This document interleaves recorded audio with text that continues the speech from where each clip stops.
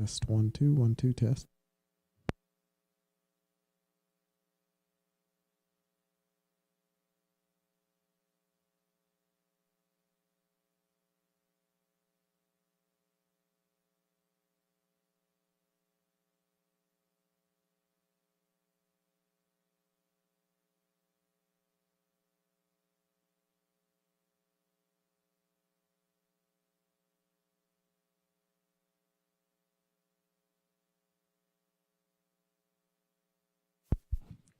Test 1 2 1 2.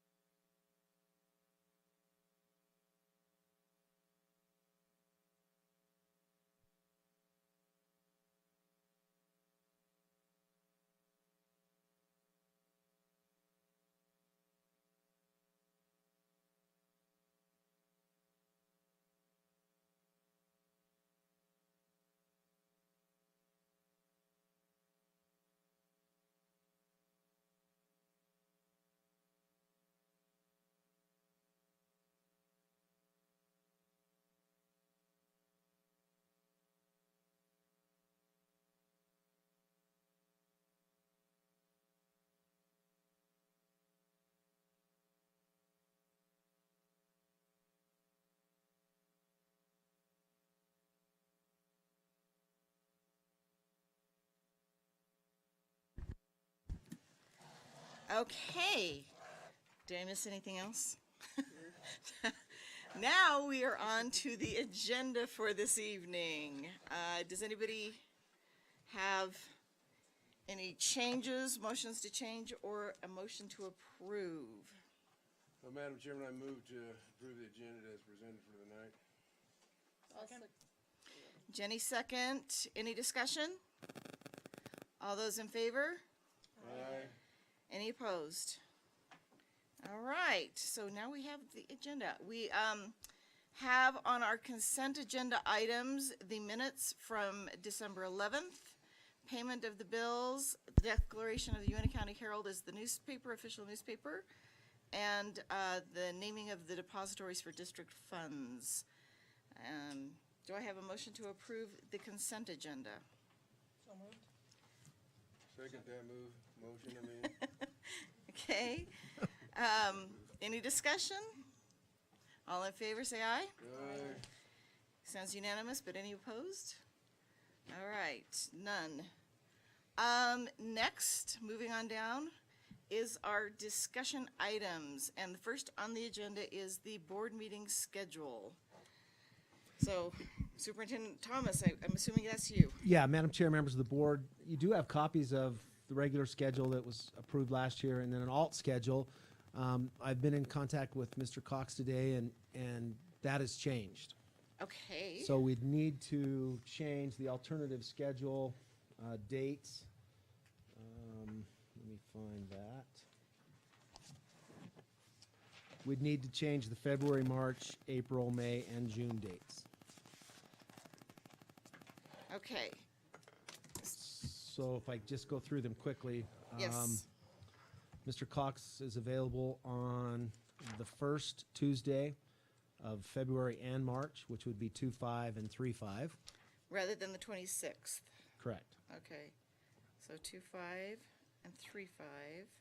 And in April, it would switch to the 5th Tuesday, which is 4:30. And May would switch to the 4th Tuesday, which is 5:28. And then the 4th Tuesday in June would be 6:25. Okay, so we have that as a possible work session. We just change that to a We regular. just flip them, yep. Fantastic. And those are the changes for the 18-19 calendar. I would probably recommend that what we do is table the 19-20 till Mr. Cox and I could propose whatever. Well, we and need to technically, propose. we've got some time for the We do. next year's schedule, Yeah. so it's really about amending this year's schedule. Yes. All right, are there any questions on those changes? Yeah, just, I had something, that's right there. The reason that it had changed was, when we talked about it before at the last meeting, it was brought up that maybe I could adjust my schedule some. So I moved it back a week and worked with, my back-to-back to try and get it as close as possible. And in doing so, I actually ended up giving up Christmas next year for sure. So it's not like I'm not giving up anything, you know. And so just trying to make it work and see if I can give a little bit, maybe the board give a little bit back. And I'd really like to be present for as many of these as possible. And I think certainly I haven't made a secret of the fact that the second Tuesday of the month has always been a conflict for me in work. So anytime I can move it, it's a good thing for me, and especially if we move it to the first or fourth or third Tuesday. So that's, I mean, I am in favor personally of the alternate schedule, but I know that we'll need a motion to approve the alternate schedule or a motion to approve the current schedule or something, but I don't know if anybody has any other thoughts or questions. Well, like I stated in the last meeting, I have issue of changing it and not having it on a set Tuesday night. I have made arrangements so that I have all my other meetings on other nights, my kids' schedules, and it's not that I don't want to try and be accommodating to Mr. Cox, but I just think it's highly unfair of us as a board to require everyone else to change their schedules and have a bouncing schedule. I think it needs to remain on one Tuesday night. I cannot do it on the fourth Tuesday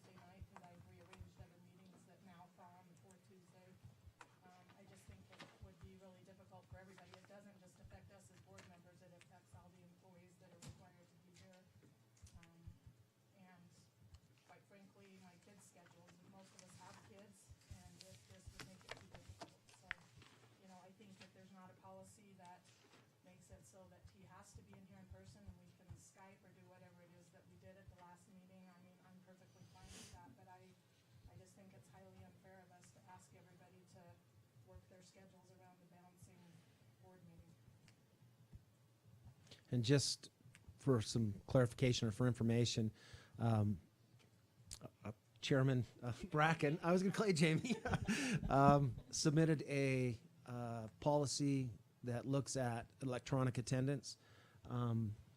Attorney Phillips submitted one, and what I'd actually like to do is submit one, a combination of the two. I think they're both good. And we also looked at Wyoming school boards. Wyoming school boards advised us not to develop a policy on electronic attendance, which kind of surprised me. We've actually done it. There's some good points in Jamie's, there's some good points in Jeff's. I think if we combine them, we'll have a good policy. Bottom line, there needs to be a quorum, need to be in attendance, but if you can't, and then there's a reason why you can't, and work is one reason, family's another reason, then you can have electronic attendance. I would like some notice so we could get that ready electronically, but that's something that we have on the agenda for next month. So that's coming too. And along those lines as well, we do have policies that set the regular meeting as the second Tuesday at 7 PM. We sort of ignored that 7 PM for a while. We're always here at 7 though. Yes, we are. So I did, in anticipation, if the alternative schedule is approved tonight, then that's something else we'd have to look at changing Yes. next month, so.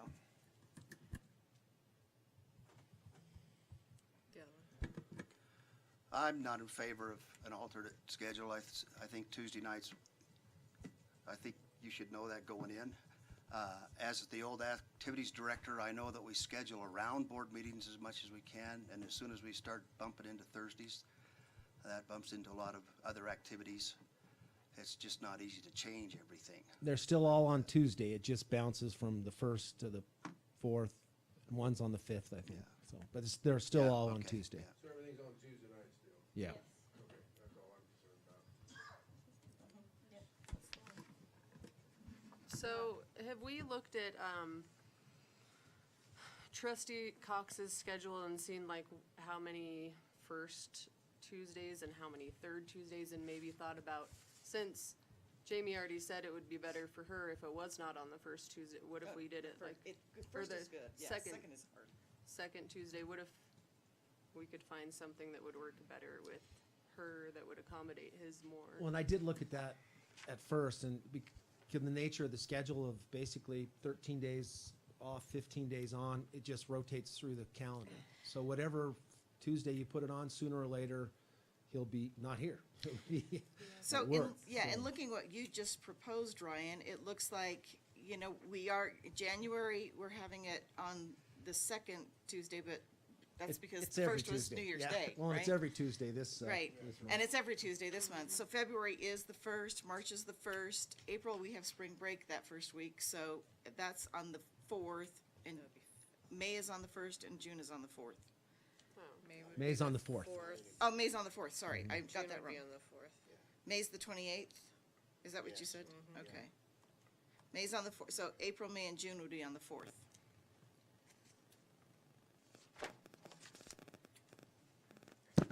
So I agree with Jenny. that, that we need to keep a consistent week. I really don't care which week of the month that we fall on, but we do owe it to, all of our employees, all of our community, because they expect to be able to attend or watch as well. I think we need to stay consistent during the week, and we also would, have to change the policy. And I don't know how we would word a policy that would reflect a rotating schedule like this. That's what I'm looking for. Okay, yeah, so I don't know how realistic changing the policy would be on, doing the rotating weeks.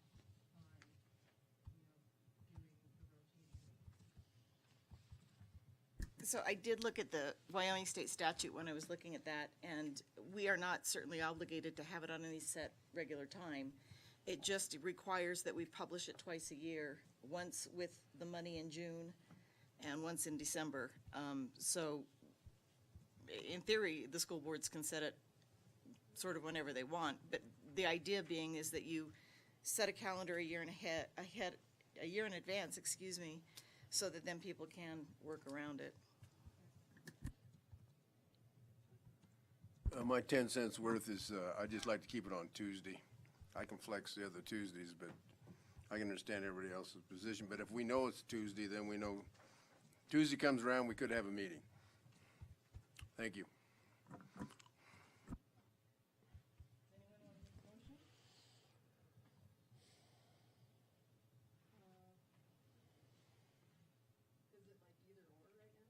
I think we've got two alternatives in front of us, either the currently adopted schedule or the alternative schedule. And the currently adopted one that stays on the same Tuesday. It's correct, Always the second. the second Tuesday. And the other one flexes. I'm gonna say I'd like to see it stay on just one consistent Tuesday. I don't really care which one. So with all my consecutive days, I don't know that I can shuffle as much. I think we're all gonna miss some meetings. Well, everyone will miss some meetings, but we have rearranged our schedule so that we can be here on those nights, and we need as many of us here as possible. I just don't think it's fair to switch that up. Jenny, would you be opposed if we moved it to the third Tuesday? No, I'm fine with the third Tuesday, but it needs to remain the third. But if we had it every third Tuesday, Yes. I mean, moving it to the third would help me tremendously, but, Let's do that. That's fine. but I'm you fine want to with keep that. it on the same. Just a Tuesday. It looks like that line, yeah, that lines up quite a bit with his Okay. on here. Actually, looking at this, for the rest of the year, there's not a single third Tuesday on here that he gave, Oh, so that means you miss all of them? I don't want him to miss all of them. so. I mean, if I mean, the first, third, or fourth are fine. The second is actually the the problem hardest. is Yeah. it's not going to accommodate all of us. Right, That's right. the problem. We should come to the chair. Well, no, you don't have to accommodate me either. I mean, I've made arrangements accordingly. It's just, if I could go back to doing my regular job that I get paid for, that would be What nice. if we did the fourth? I can't do it the fourth. That's the one, she's got a Someone's conflict. already moved a meeting so that I could be here on the second Tuesday, so But you could do, Hard stop? you could do the Can't first do or it the on third. fourth? I could do the third. The third, not the first. Didn't you say the third was? Yeah, good I for mean, you? the first or the third work too. Yeah, the first or the third will work for me, but it needs to remain on the same Tuesday every month. And I want Mr. Cox certainly to be able to come, and we know he can come on some of the first Tuesdays. Make it first Tuesday. Yeah, that's fine. Sounds good to me. We'll just have to, when we have like the spring break, we'll just have to adjust accordingly.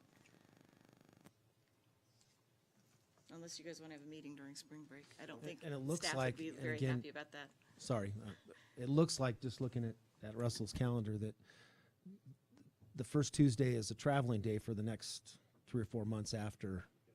So it looks like, well, you may be able to call in on those traveling days, or, okay. That was my point, is call in. No, not either one. My preference is just to be able to be here. Right. So, okay, well, something at least for- Again, it rotates. It'll rotate, again, it's an interesting schedule. It'll rotate in for about 4 months, then it'll rotate out, so. So really, first, second, third, or fourth it's gonna be the same event either way. We left it like it is, we pick one probably have a first. quorum all the time. Let's do the first, and like you said, make adjustments for spring break. Right. I mean, if that works for everybody else. Caleb, I mean, what's your schedule? I'm pretty well available any Tuesday as long as it's on the same Tuesday. Right. I think so. Okay, so do we have a motion to change the schedule to the first Tuesday of the month? Do you want me to give you those dates? Well, yeah, if you want to. Okay. In February, it'd be the 5th, March would be the 5th. April, spring break.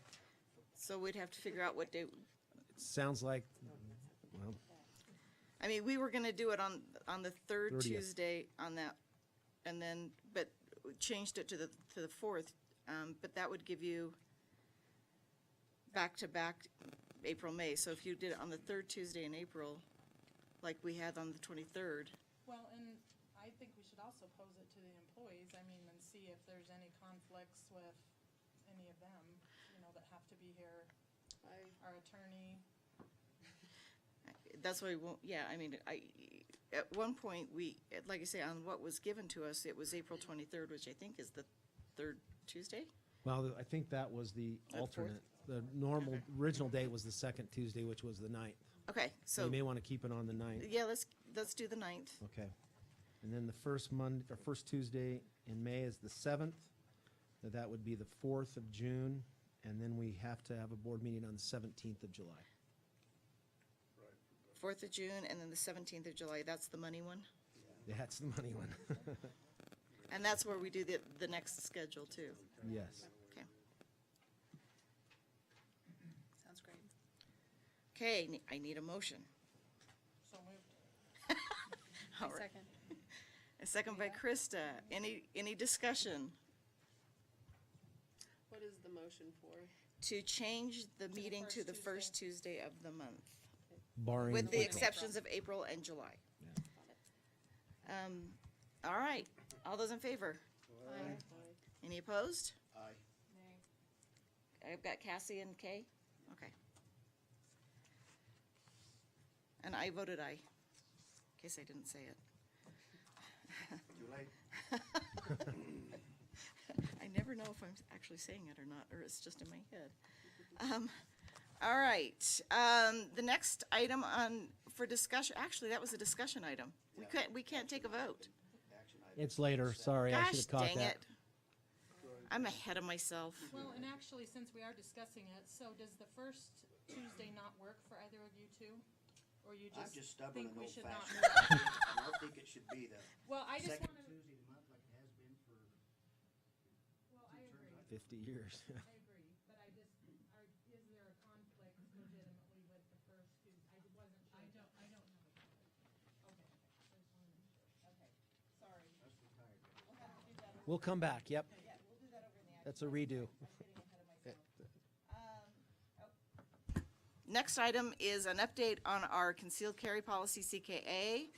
I know that Mr. Phillips and Mr. Thomas, we had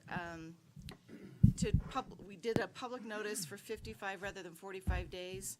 And I know on day 55, we received some things. Can you sort of fill us in on Yeah, where we are? that was going to be the update. Our 55-day period is over. It ended yesterday. And I may get some of these totals wrong, but they're pretty close. We received in office 8 responses, 8 comments. A couple of those comments included petitions. We received on the comment section 9 responses. That's the comment section from the website. And then we actually had an email address, and I think it was 7. So again, they're all below 10. And then I received notification from Jenny that she received 3 comments, 2 comments, so we've documented those. There's just I guess the times and all that goes together. Anybody else receive any comments, just so we're sure? Yeah, and that's already in there. That's one of the emails. Okay. So, okay, so that's good. So we've documented Jenny's, so I think we're good with all of that. Just wanted to remind everyone, next Tuesday is and I think Jeff will go over this too, but this is my part. Next Tuesday is a public hearing, and it's for comments. All we'll do is take comments. There's no debate, no discussion. And then the next Tuesday will also be a public hearing. We do need a quorum at both of those. And then the last Tuesday in the month is, we'll review the comments. And again, Jeff will explain how all that goes together. So any questions about where we are with the comment period? 15th and the 22nd are here. Yes. At 6. Okay, I want to talk a little bit about those hearings and maybe just review a little bit for some of the new board members. But what we've done is we have began the rulemaking process to promulgate rules that would allow teachers and employees, mostly teachers at this point, to possess firearms while at school. And as part of that, we have a comment period where we receive comments from the public. We talked about that already. I think all of you are aware of that. But in addition, we've scheduled 2 hearings for the public so that the board can receive comments. And under the statute, the board receives these comments before considering the comments and making a final determination on the rule. And because of the way the statutes are written, that's why during this comment period, we receive all the comments from the public, but the board does not respond. So there won't be any debate at either of these hearings. There won't be any discussion on the part of the board. It'll be the board listening to all of these comments and considering what is being presented by the public. Well, actually, let me back up. All of what we are doing throughout this process is duplicating or mirroring what the state does for rulemaking on the state level. And throughout this process, I've been consulting with the Attorney General's office. They've been very helpful. In fact, they'd be willing to talk to anybody about this process because they want to make sure that we're doing it right, even though they can't step in and help too much because they can't represent us. They've been great about giving us guidance on how they do things on the state level. I don't know that they've ever quite encountered anything like this. They keep comparing us to the Department of Education, which I think is appropriate. But this is a unique situation that we find ourselves in. I think we know that. But their guidance has been very helpful. And I've talked to them about rules of practice because for most hearings, for example, if we're terminating an employee or if we have some student discipline, something like that, we have rules of practice. Those are called contested case hearings. And we follow these rules of practice which tell us exactly how this hearing is to be conducted. And we follow those rules when we're doing that hearing so that there's some procedure to it. There really isn't any procedure for the rulemaking process because it's all statutory and there's nothing in the statutes. But the AG's office does recommend using a lot of common sense, and that'll fall on the shoulders of the board chair with respect to the length of time that these comments are going, or whether they're repetitive, whether there's any sort of disruption going on. We want to make sure there's order, and that's consistent with our board policies. But just the common sense type approach to this thing. But the goal here is obviously that we receive as much public input as possible and that everyone has an opportunity to present whatever input they have on these potential rules. And so that's how I'm hopeful that's how these hearings will be conducted. The person will state their name, where they live, so we know whether or not they're a resident that lives within our district. And then they'll be able to present the information. The board will not respond. And if there are any issues, then Chairperson Bracken can handle those. Does anybody have any questions about that? Chairperson Bracken, do you have any questions? Not really. I mean, the way I approach this is it's a true public hearing where you open comments to the public.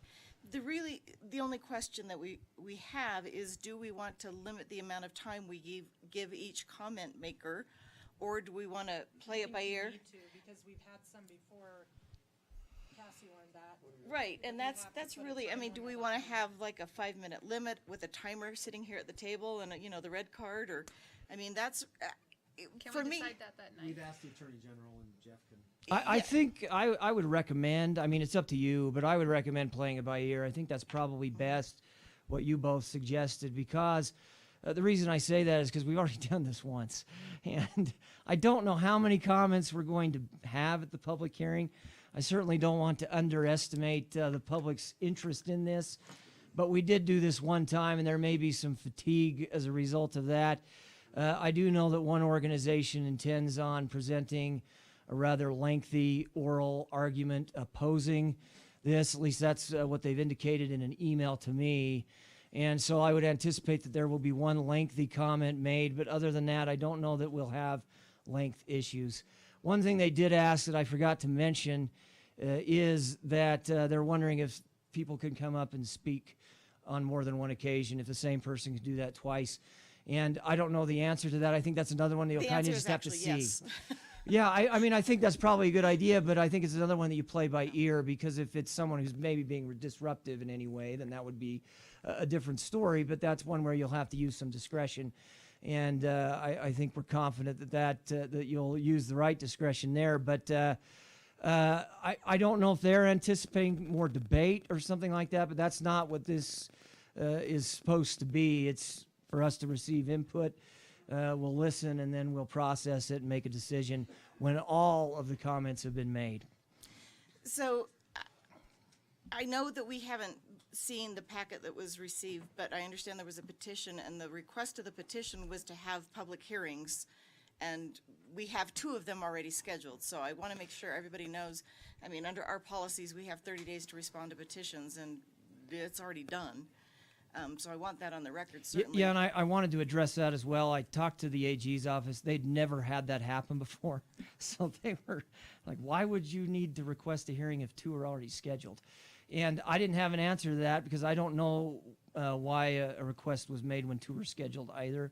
But I think if the board's all right, I would respond to those people, the folks who are making that request, and just let them know that we have 2 scheduled and that they can appear at either one of those.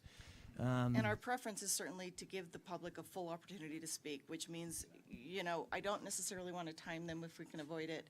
And if they have something more to say later in response to something else they've heard, that's fine too. I'm happy to let them come I up. guess in trying to think of any issues that might come up, I suppose that if they came to me and said neither of those dates work for us, then I may go back to the board and say, you know, this organization really wants to come in and present this to the board. That's why and- we scheduled Yeah, it 2 is why is- we scheduled 2, but, At different times, is what it right. was, isn't it? yeah, Because we had talked about doing them at different times too. one earlier, one later kind of thing, yeah. we have them at the same time, but it's Yeah, 2 different because weeks. We had talked about that Yeah. so that it would accommodate everybody, but.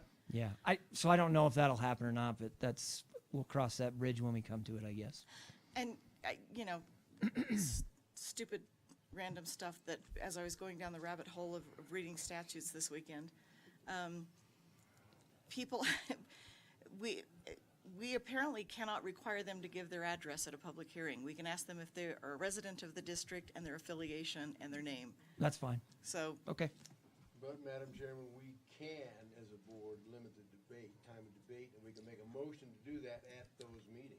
well, it And I would be think we our should do that. debate. I know, but I mean, as a board, Right. we can make a motion, limit the time debate like for 5 minutes per person.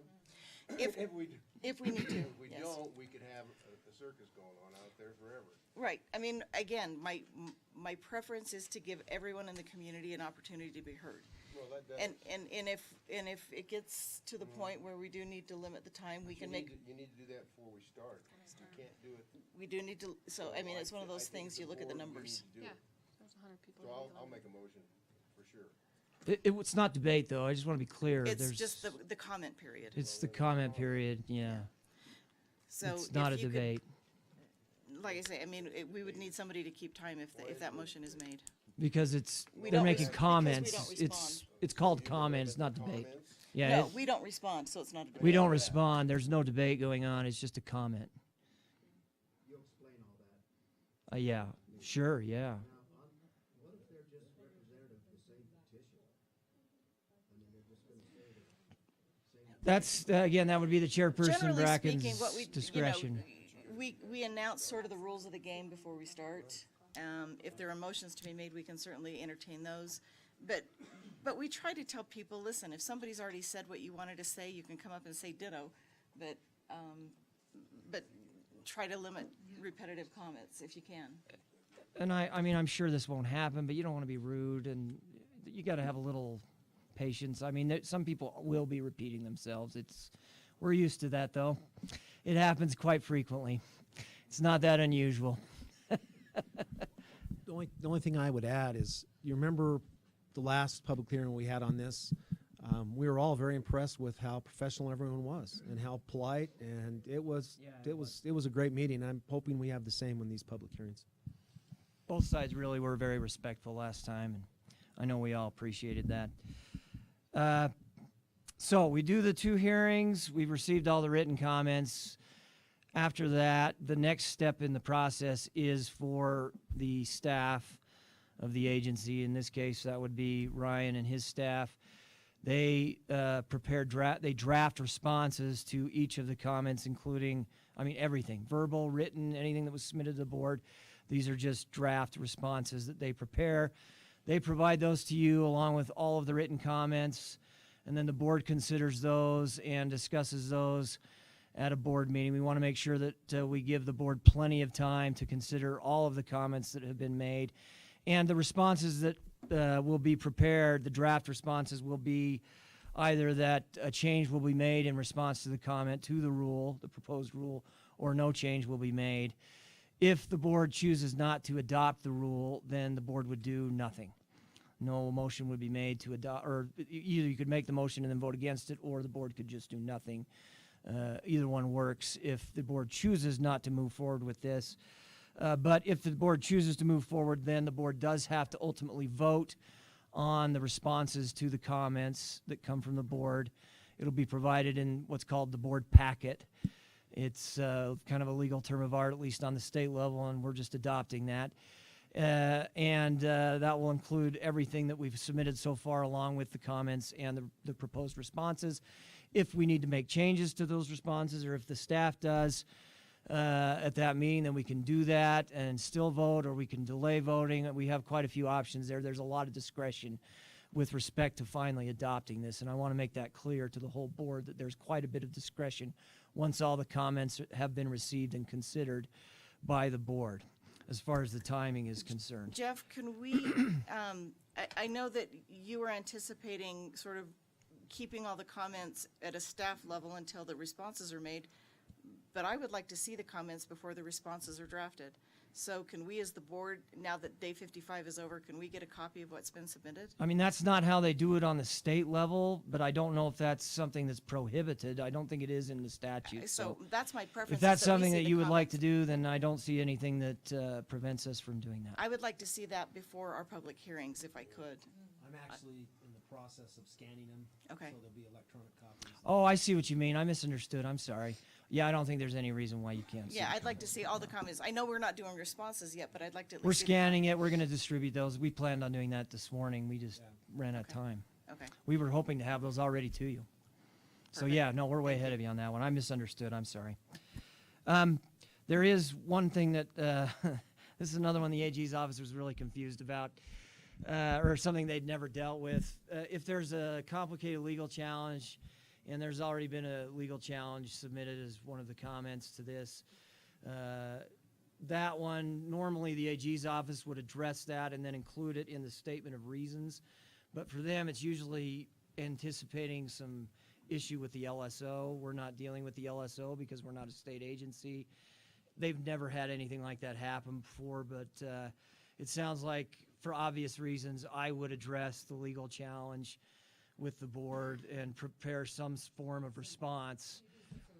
Yeah, I do something on the legal challenge, responding to whatever their legal challenge is, offering an opinion for the board to consider, and then we address that as well, although in a different way than the other comments because it's a legal challenge.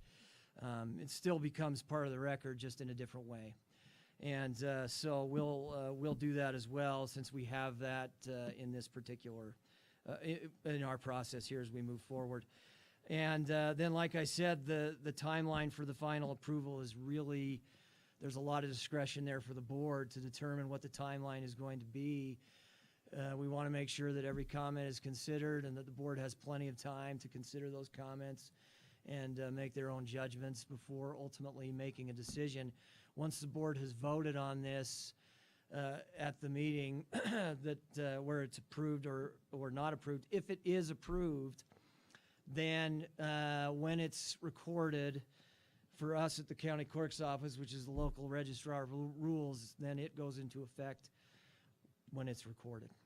And there is no further approval that's required for a local agency. On the state level, they have to go through the LSO and the governor's office, and then once it's filed with the Secretary of State's office, it's approved. But for us,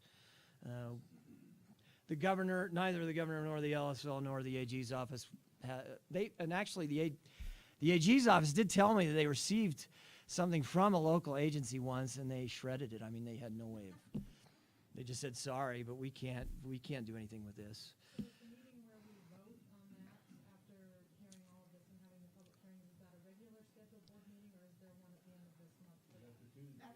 My preference would be a regular scheduled board meeting because that's what the state does.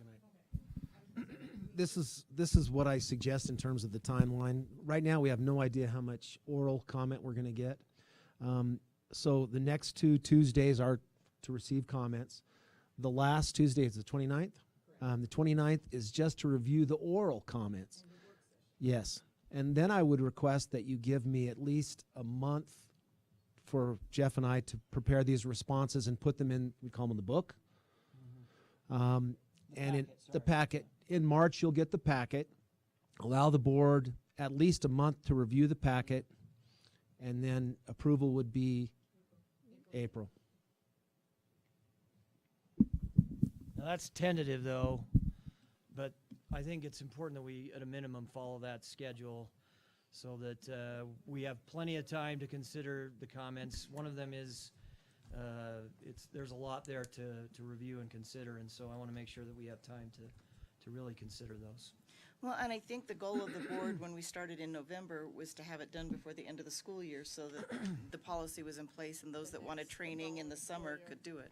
Right, and it would be implemented the following school Yeah, year. and one other thing real fast, Ryan, hold that thought. When the time does come to ultimately vote on this after you've considered all the comments, that's the time where the board certainly has the opportunity, is encouraged to offer your input on the rule and whether or not it should be adopted, or on each of the comments. It doesn't matter, but at that point in time, that's when the board really has an opportunity to discuss this as a board, and that's when it would be appropriate to do so. I was also going to add the timing allows the legislature to do their thing too. Right now, we know about the resolution that was presented by Wyoming School Boards. There's also a bill out there that is working on 21.3.132 that deals with the employee definition.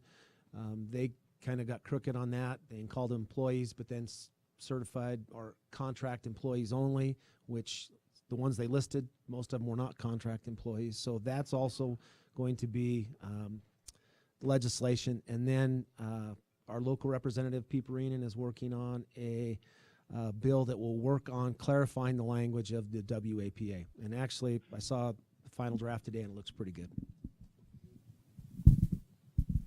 Any questions? Okay. Thank you, thank you, thank you. It's a lot to take in, but we're on the path. All right, Chapter 29, Administrator's Evaluation Tool. Now, I know this is in response to some new legislation. We've got to redo or meet some standards on your evaluation, and you have to meet them on the administrator's evaluations. I'm assuming that's what this is. Yeah, Madam Chair, members of the board, this is, I think, a unique situation. And I think Dave and I both attended the workshop at Wyoming School Boards, and this is legislation that requires that the superintendent's evaluation meets standards developed by the state. So how this process went about, a committee was put together. They identified 7 standards for superintendents, central leaders, and also building leaders, if so be it. Again, the committee, I think, took best practice. They put standards together. They require that each district determine what evaluation tool that will be used. You can actually create your own. You'll have to submit it, and the state will determine if you've met the expectations of the 7 standards. Again, Wyoming School Boards actually has 3 model policies that the state has approved, and I've included one of them in your packet. They've also provided a document for districts. I also provided in your packet guidance to districts on superintendent evaluation systems. The reason why we're talking about it in January isn't because the evaluation needs to be done. It's because there's a due date of February 1st that we either have to notify them that we're going to follow one of these approved evaluation systems, or we're going to create our own. And if we're going to create our own, then they give us until the 1st of June to put that together. I know that some of you have some concerns about Wyoming School Boards. Of the 3 drafts that they created, the one that I like best it's titled, I think, Wyoming School Board Standard Superintendent Evaluation.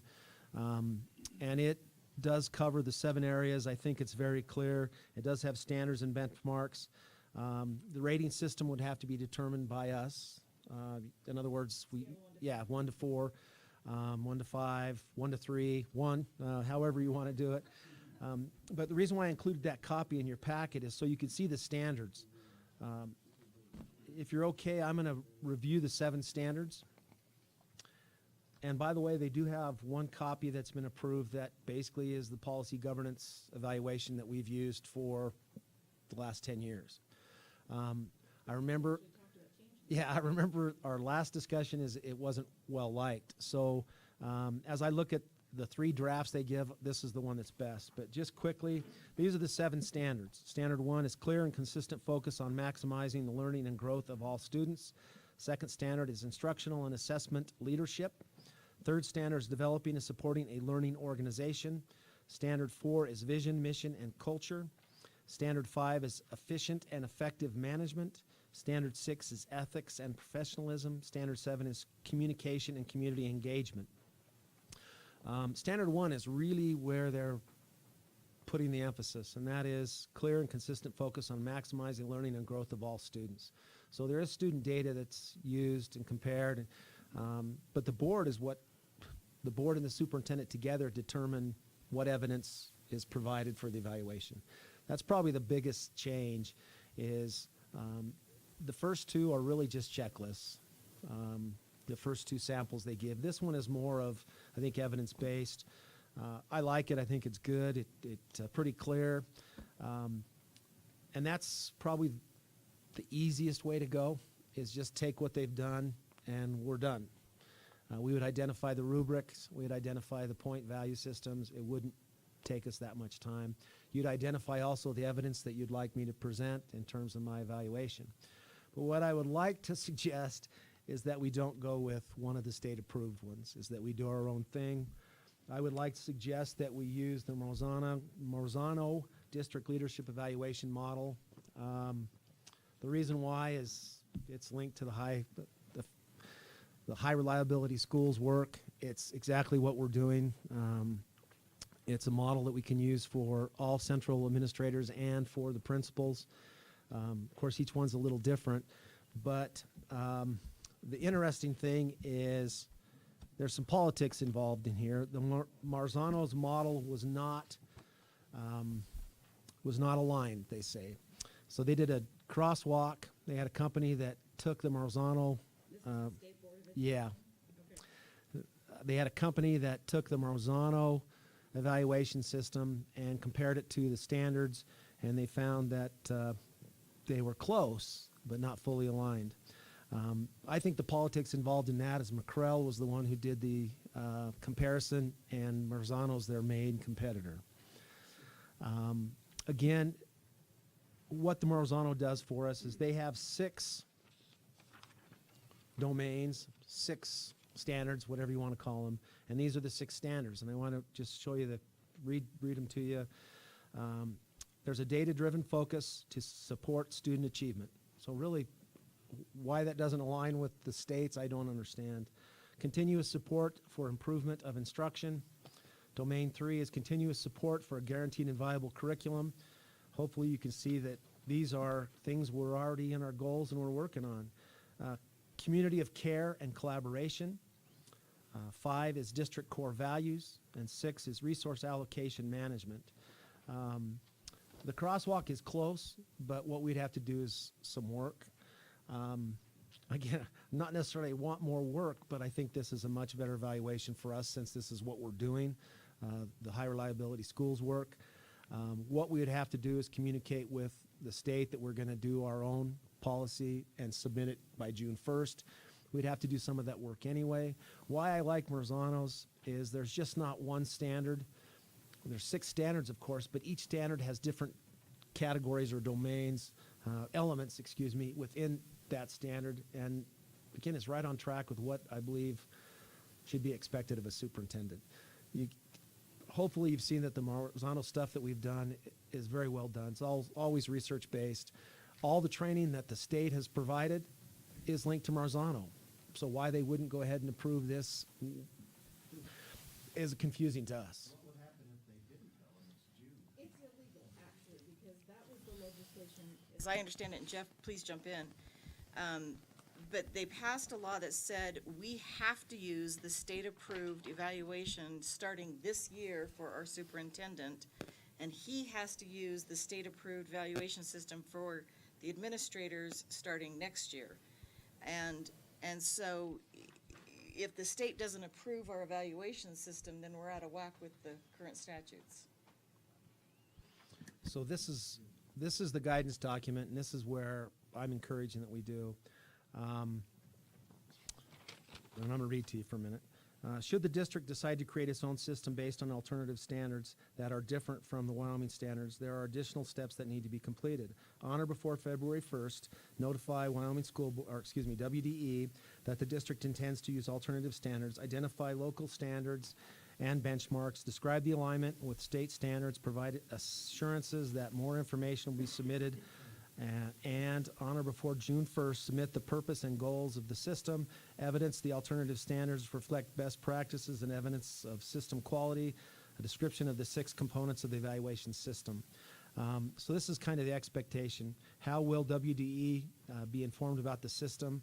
Again, each district must inform WDE by February 1st of its plans to either use the state standards or use their own alternative standards.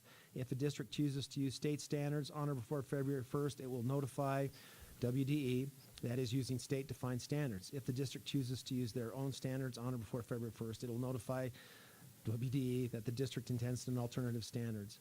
Identify local standards and benchmarks just as described before. From then on, the district and superintendent will submit annual assurances that the system is developed and implemented. So we have, I think, 68 assurances that we sign now that we're doing certain things. This will be 69.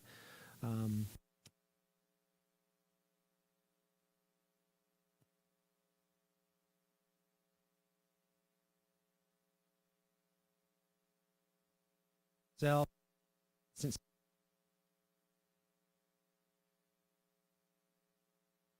for our teachers, and the guaranteed viable curriculum is a big part of that. Data-driven culture is what we're talking about. It just makes sense that we use Marzano. My guess is before June 1st, Marzano will do some work to make sure that they are aligned to the state standards. I don't think we're that far off. We have the crosswalk, which shows that 3 of the 8 standards are aligned on standard 1, 1 of 6 for standard 2. You can add additional components and evidence that need to be submitted to be aligned to those standards, I think is all we need to do. So, but it's really up to you how you want to evaluate Well, me and that, is that on our action item for tonight? No. Because if they need to know by February 1 which one we're using, don't we have to decide tonight? So we should put that on the action item. Can I didn't think it needed to be approved, just Or just a direction, okay, so we can do it through discussion? I think so. Okay. Jeff, you're good Go with with that? what the state says.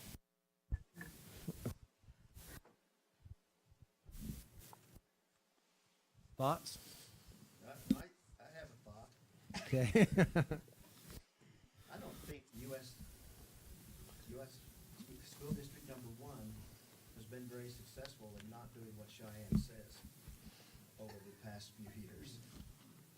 And if Cheyenne says it should be done this way, I'm not sure we should do anything different. My thought.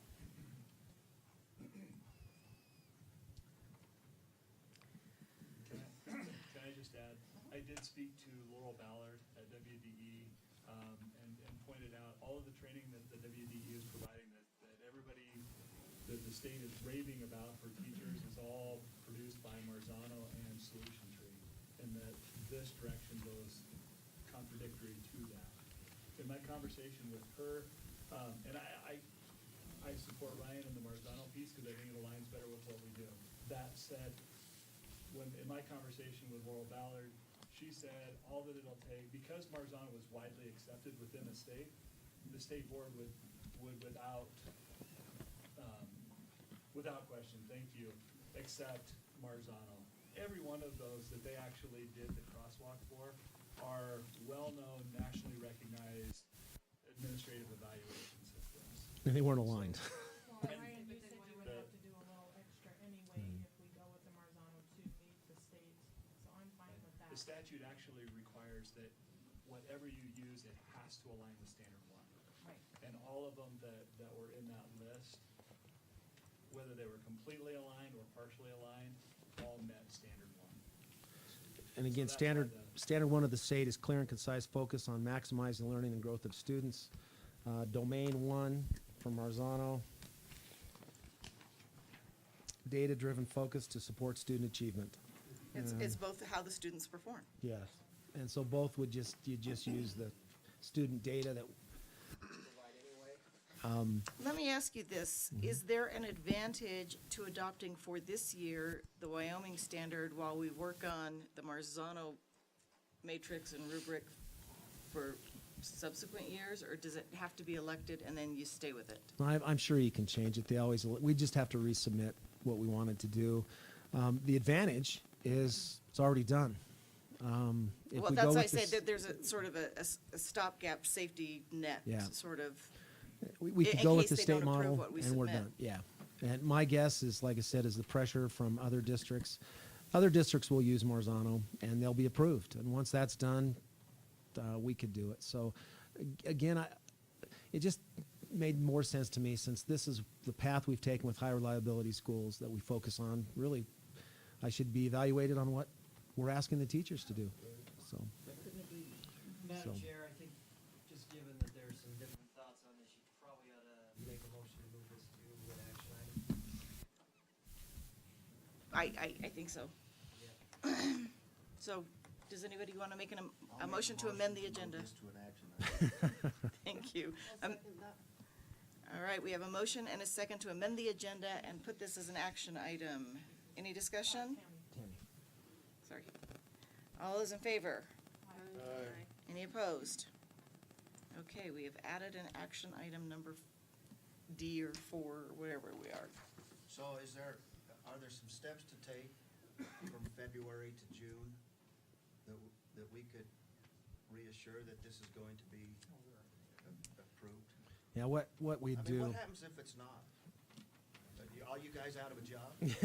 No, you guys are out of a job. Yeah, no. Honestly, okay, that's the frustration, is the consistency, because the state has changed it twice in the last 3 years. Well, that's what I'm saying about going against what the state's saying. They're telling you now it's gonna be fine. No, I couldn't agree with you more, okay? Honestly, and just going through the legislation that Gary sent today, the teacher accountability piece changes the legislation from last year.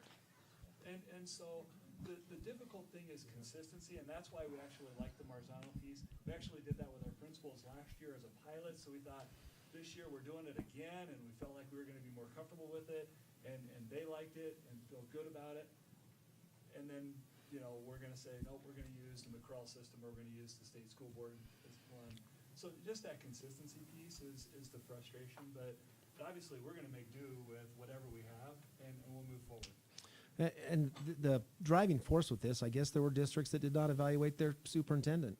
And that is one of the requirements of a board member. That's one of the 4 big ones that you do by statute. So again, it looks like they're kind of hitting all of us. But as I mentioned last year, it's perfect timing. You didn't really like the old tool, so let's come up with one you like.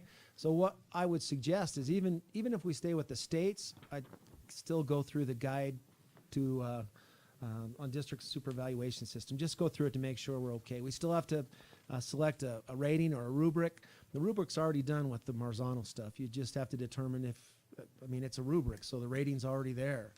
It's a lot, I think, more researched, and it's a lot better, but it's not developed by Wyoming committees. So again, So, I mean, I wholeheartedly agree, Ryan, that using the Marzano makes the most sense, since that's what we're using for our teachers. I think it makes sense to use that for our building administrators, for you guys in the district offices. I just fear, number one, timing and approval in time, and, that's one of those things that if we can adopt one and change it, that's awesome, but if we're stuck with one, then we need to decide. I'll make this easy then. This is what I suggest we do. Identify that we'll use the state's evaluation system for the superintendent, and then we have flexibility to develop for We our do, because assistants. that's not and, mandated till next year No. for you guys. and so that gives us a year to see how Marzano will work through the system. And then next year, we can adopt the same Marzano once we've Exactly, developed it yeah. for you. And what I'll do is, again, I'll follow this guide and make some suggestions about a rubric, probably stick to what we've done, 1 through 4. The rubric will be more specific. Before, you just gave a 1 through 4 with no real reason why, and a rubric will tell you why it's 1 And or that's 0 one, through 4. that's one of those things I actually would like to change to a scale of 1 to 5, and here's Okay. why. I know it's not logical, but it's my brain.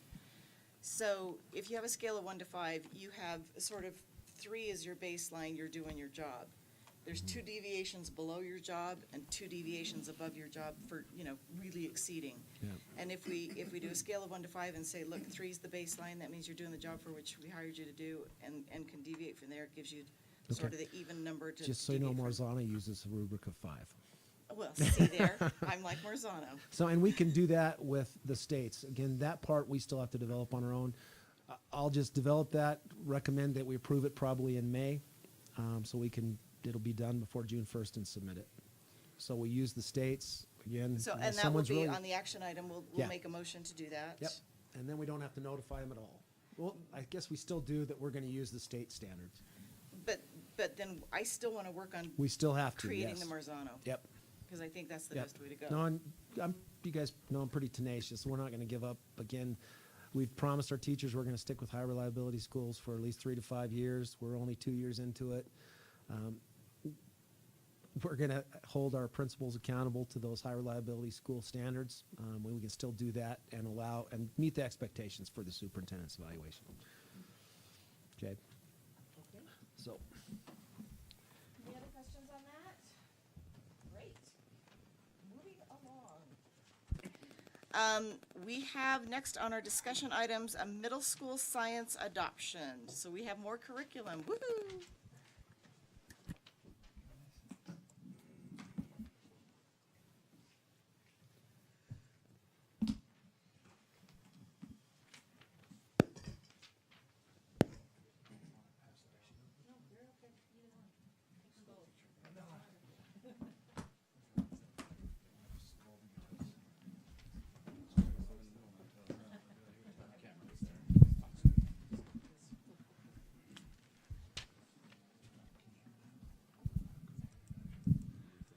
All right, Madam Chair, ladies and gentlemen of the board, I'm privileged to introduce our middle school science representatives. We will be talking about a middle school science curricular resource that these folks have settled on. I just want to remind, the priorities when Dr. Ingalls and I started in these jobs, there were some priorities. One of those priorities was to provide teachers more voice and choice in the resources and the curriculum that they're using every day in their classrooms.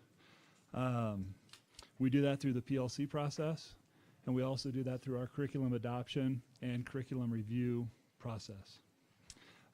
Develop a guaranteed and viable curriculum. You heard about that in the last segment. That guarantee that says it doesn't matter what teacher a student draws, we're going to have a guaranteed set of learning expectations for every child in that course or grade level. Provide transparency in curriculum is also a priority for us. Dr. Ingalls and I will be talking to you about that a little bit in February, in our meeting in February, what we're doing around those.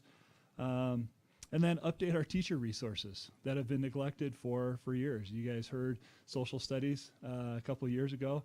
Some of them were using materials that were over 18 years old. And so those were the priorities. And with that, these fine gentlemen, Derek Hayter, 7th grade math at Evanston Middle School, Jim Burton, the 7th grade science teacher. Yeah, the crosswalk, right?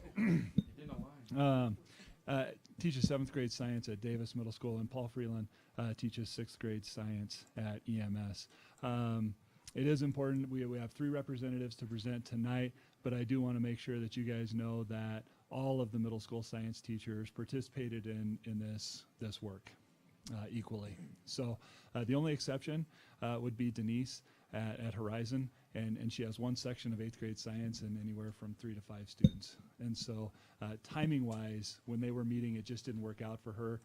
So we're working to make sure that she's on board and has everything that she needs to be successful. Okay, with that, I'll turn it over to these guys.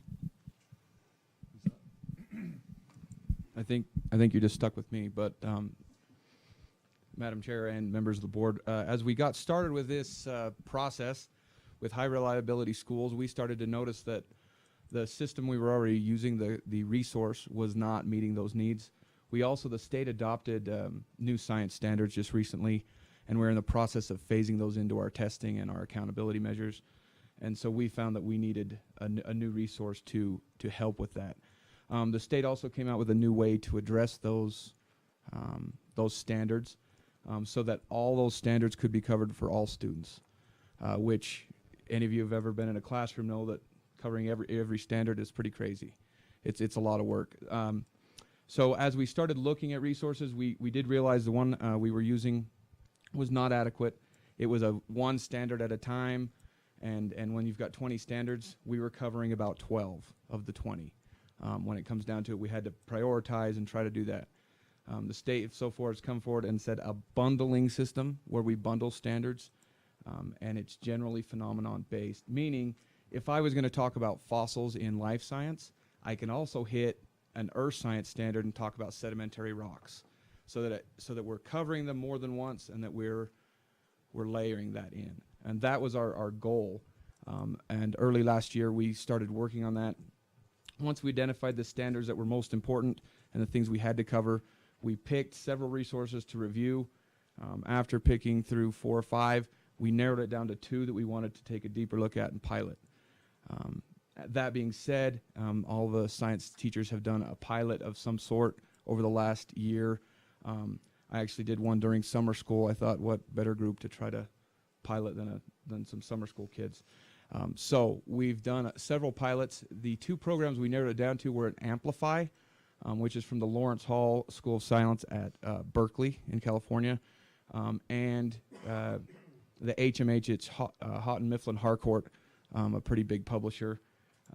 And both of them are an online-based resource, mostly because we fell into the trap a few years ago where we had textbooks that were, from 1999. And that was just when I got here 5-6 years ago. And so that was pretty inadequate, and as soon as you print a textbook, it's out of date. So that's why we were leaning with an online resource. After doing the piloting process, the results here, and you'll see these 2 on the left here go together. There's a pre and a post test, and this is my summer school, and this is actually forces and motion. Oh, I guess I'll point with my fingers too stubby. We had to get a pen. Excuse me.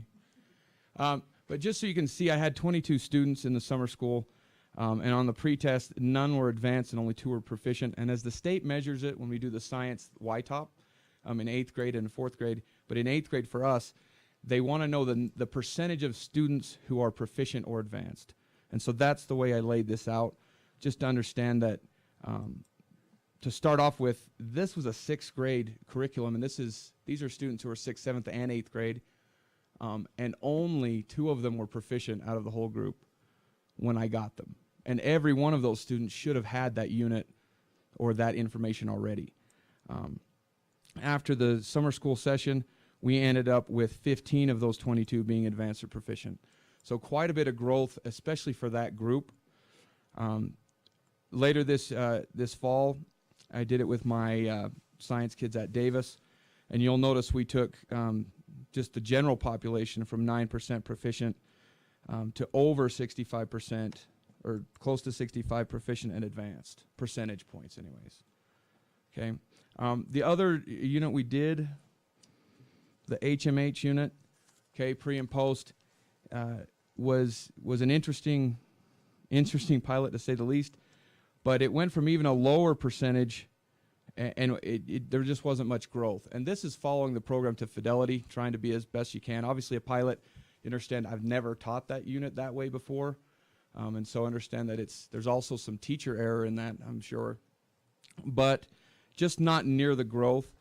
Also, you'll notice the number of Wyoming standards taught, and especially where HMH seemed to fall short was in the writing and reading technical information as far as number of standards covered, things we can get through.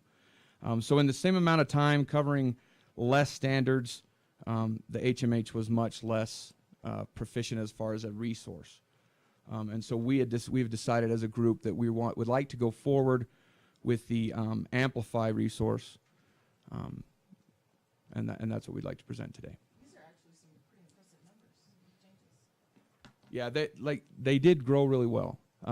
Also, I'd like to point out, me personally, my group was much more engaged during the Amplify pilot than the HMH one. The HMH one was nice, but it seemed like it's kind of like an old car with a new paint job. They'd taken a textbook and they'd put it online, and then there wasn't a lot else to it. So then what kind of materials does, you're going to that next, and money and what we're ordering and what it costs? The only thing I'd like to add is that as we worked as 6th through 8th grade science teachers from EMS and Davis, we went through this. We spent a lot of time, worked pretty hard, and the 6 of us were together in that this is the one that we thought was best. The thing that was most compelling to me, not only the data that Jim is presenting, but as we look at what the YTOP is going to ask students to do, and if you've looked at the Ohio State test, which the same company is making it for the state of Ohio, it's high level stuff. And as we looked at that and we thought about how we can increase our scores in the middle school, we looked at what Amplify did, and their assessments and their tasks closely mirror what they're going to be asked to do on the YTOP test. And that was another reason to go with Amplify as a selection. One more thing, I guess. Sorry. Just to add to that, not only the type of things we're doing with Amplify will it help the test, which we all know that's important, but more importantly, it's more lifelike as far as what a scientist would do. You know, if you're going to be a geologist in Wyoming, what are you going to do? You're going to have a problem, you got to fix it. And that's really where the Amplify is based, is a problem and a phenomenon-based resource, so that it's more realistic to what you're going to do if you were to become an actual scientist. I know you're going to do materials, but is there more hands-on stuff? Is there more playing with rocks or doing experiments or? Yeah, so what we've already done is there is some built-in hands-on stuff already, and they've already come out and said that next year they're adding even more. Plus, we have some room. Superintendent Rigby has told us that, you know, we need to follow this 80% fidelity at least. That other 20% is from our own personal educational backgrounds and things that we can add. So, for example, you know, the rock thing, if it's not in there, that's something we can add if we feel that it'll help the kids as far as the test and their life experience. So we can add what we need to with staying as close to this, but they are going to add more as well.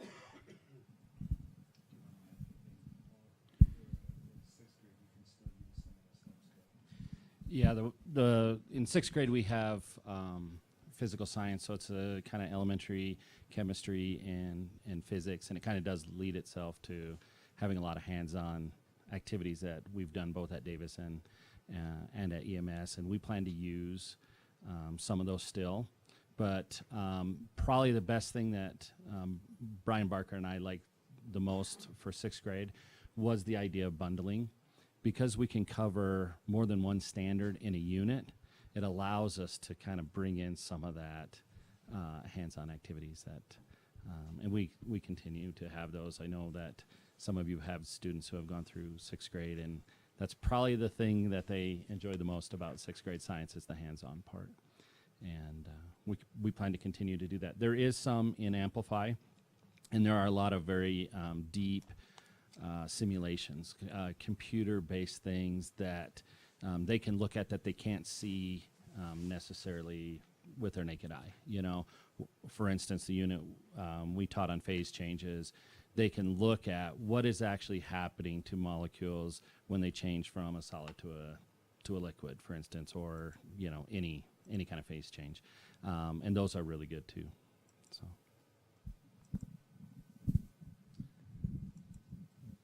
Okay, so with any curriculum resource purchase, it's a two-phase piece. So tonight was the presentation by the teachers in terms of what they would like and why they would like to go that direction.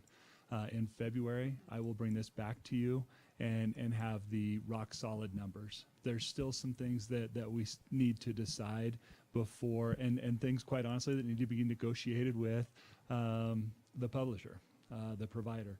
And so a couple of those things you have in your board docs, you have a spreadsheet, then with two tabs. Oh, I know, and I apologize. And what that is that's a copy of the actual worksheet that Amplify sends me. I can put the numbers in and it changes how much it's going to cost. So what I gave you was kind of the lowest level, which was the $108,000 number.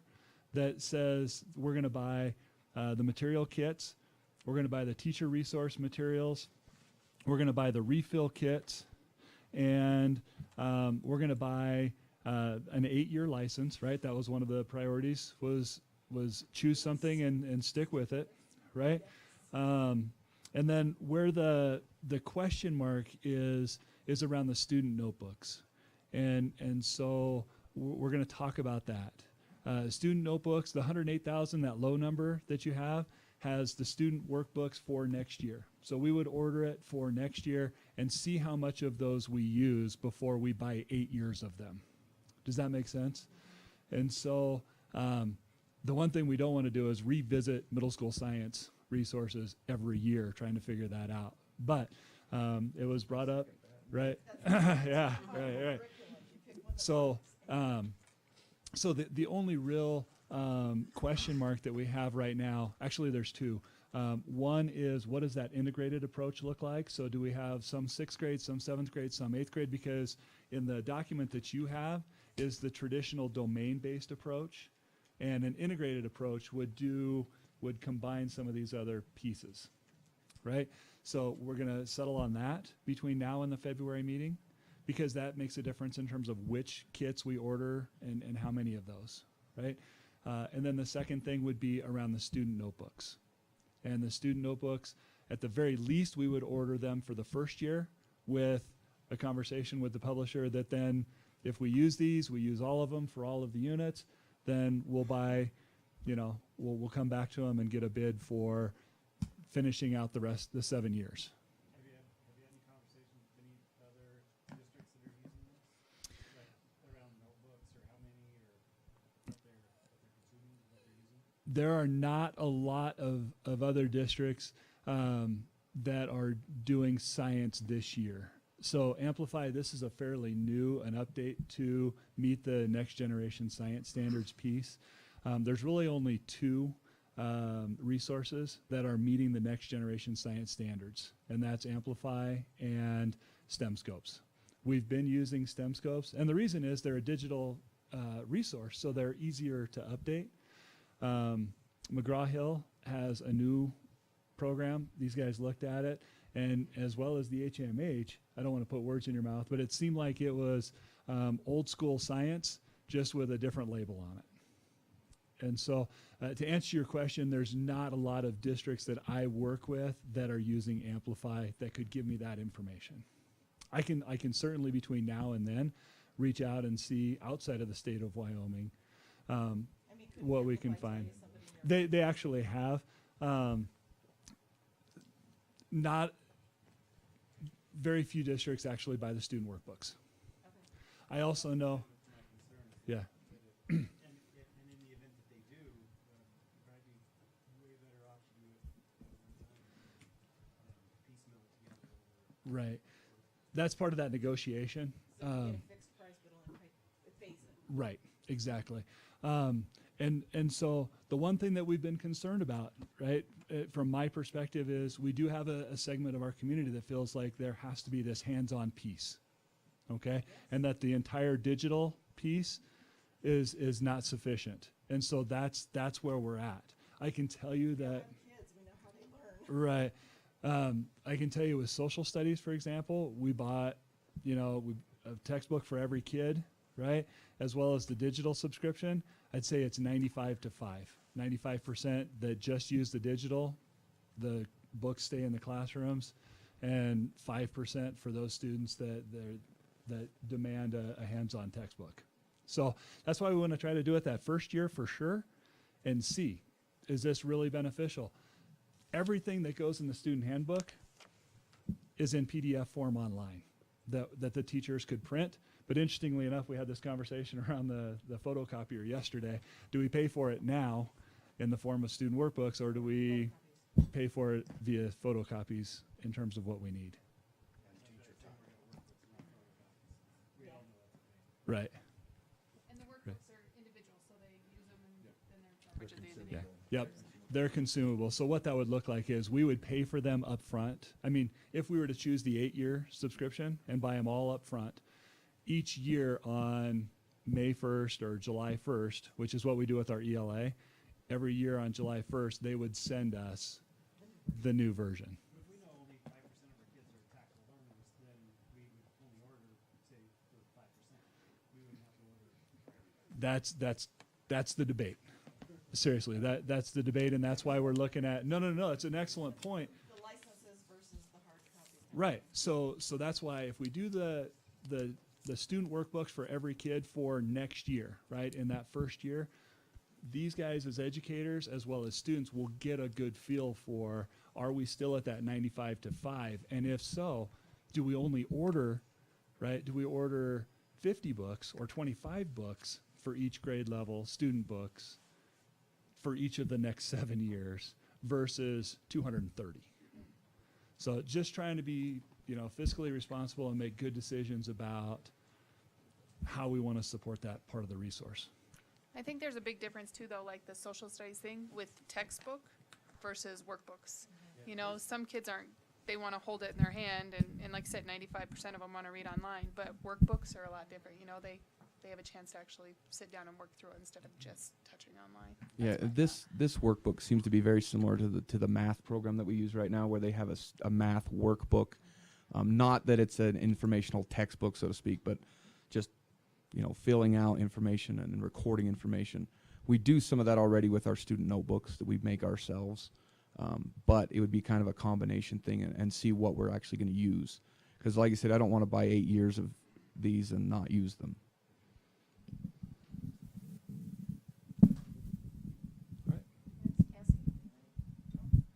Well, I would just like to say thank you for all the work that you put into it, and I am very appreciative that you, let the teachers, give you the input. I have full faith in our science department. I talked to Mr. Burton and Mr. Hader about this several times, and, I have full confidence in them that they would pick the right program, so thank you. They've done an amazing amount of work, and the good news, we had this conversation yesterday. They know that that's only the beginning, and that the resources is just that first piece.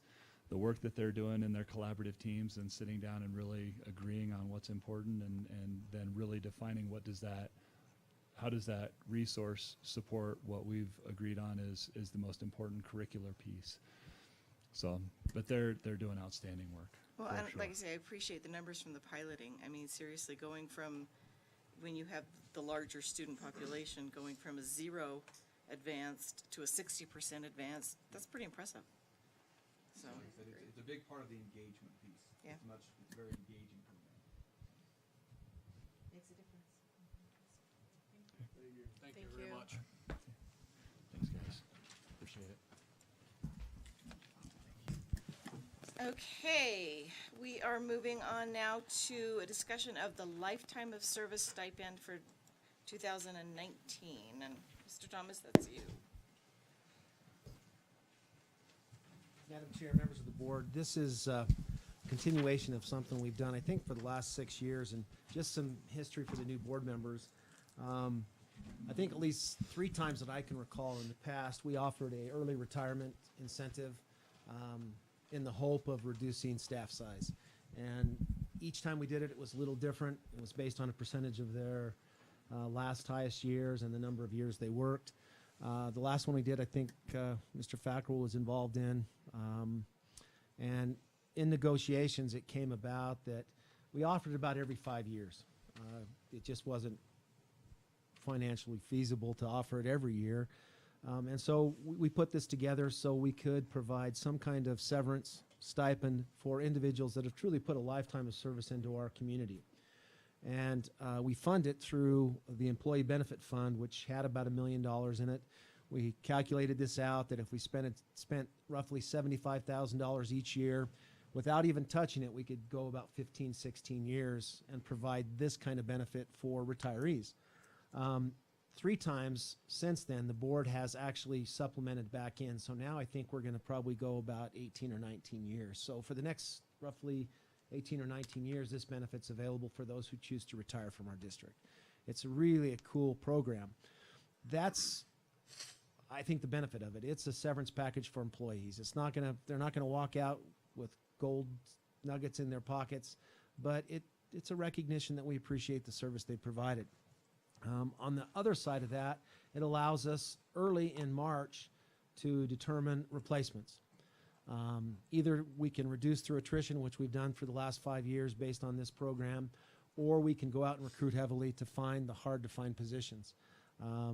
And we've averaged right around, I would say, between 10 and 15 individuals that have taken this the last 6 years. Right around 75,000. One year we went above 100. We've never been below 75. And I think last year we were only 10,000 above, and last year the board put 2 additional years in. So it's healthy, I guess, is the way to go. How this stipend works is it requires at least 25 years of service in the district, or 15 years consecutively and 20 years outside of the district. So you can get half of your experience outside of the district to reach that 25. The individual has to be of retirement age or hit the rule of 85. So either way, they qualify for retirement, 60 or they hit the rule of 85. When they apply for this, they actually are submitting their letter of resignation. Each year in January, I bring this forward just so you know that in March, the board will vote on this stipend. And this allows me to send it out, start collecting applications, and start working with those that have the desire to retire at the end of this school year. The payout is $100 per worked year, and then we double their sick leave buyout. And that's really where the money is, so it's almost incentive to maintain your sick days. Right now, we pay off sick days at $40 a day. The severance package actually doubles that to $80. So if you have a total amount that you can keep, $180, that's roughly $7,200. But on this, it goes up to $14,400. That's a pretty nice incentive to come to work and not use sick days, where before sick days are only paid off at $40. I'd rather not be at work that day. So again, it's a good package. The $100, if you work 25 years, is $2,500 plus the $1,440. You can be anywhere between usually 15 and 17. Where we average with this is usually between 6 and 12. This is for certified and support. The way we identify it is 5 of each, roughly, is the estimate. Every year we've gone a little high on some, a little low on others, because you may only have 2 support staff that apply, and you may have 12 certified staff that qualify. And so the board will make that determination based on I'll show you a spreadsheet, how much it costs above and beyond the $75,000. The board already approved this in negotiations, the $75,000 for this year. So that's why this doesn't need to be approved by a vote. It was approved in negotiations for this year. Just wanted to let you know it's going out. And it's one of the things I think our district, I'm proud of that we do for our most experienced, highly qualified. They've put a lifetime of service into our community, and it's just a little benefit we can provide. So this will. It actually, most districts don't have this. Yeah, the early retirement incentive has kind of gone away because of the expense. Like I said, we've done it 3 times, but it was a little more rich an early retirement incentive, but we did it every 5 years. So what we saw is teachers that would really like to retire stayed until they could hit that early retirement incentive. With this, there's no reason to stay. We're not probably going to ever have to offer an early retirement incentive again because of this program. So my guess, just looking at potential individuals that have talked about retiring, we're talking still about 12 certified staff. So we'll have to see how that works out. Some have all their leave, some have none of their leave, so that's the expense.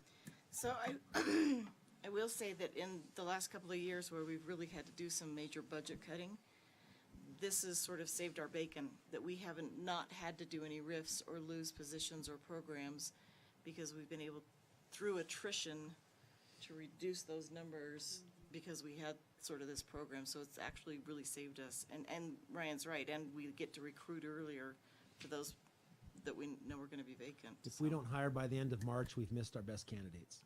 So we need to know March. The other thing we do offer for those who are leaving the district, either retiring and they haven't had 25 years here, we offer an early notification incentive of just $500. So let us know you're finishing the school year and you're not coming back in March, and we'll provide $500 just so we can replace those positions. It seems to work, so just that's more information than anything else, Madam Chair. Okay, any other questions? Great, thank you. Okay, we have the activities survey review results. Madam Chair, I'd like to invite Director O'Neill up with me to help me explain this.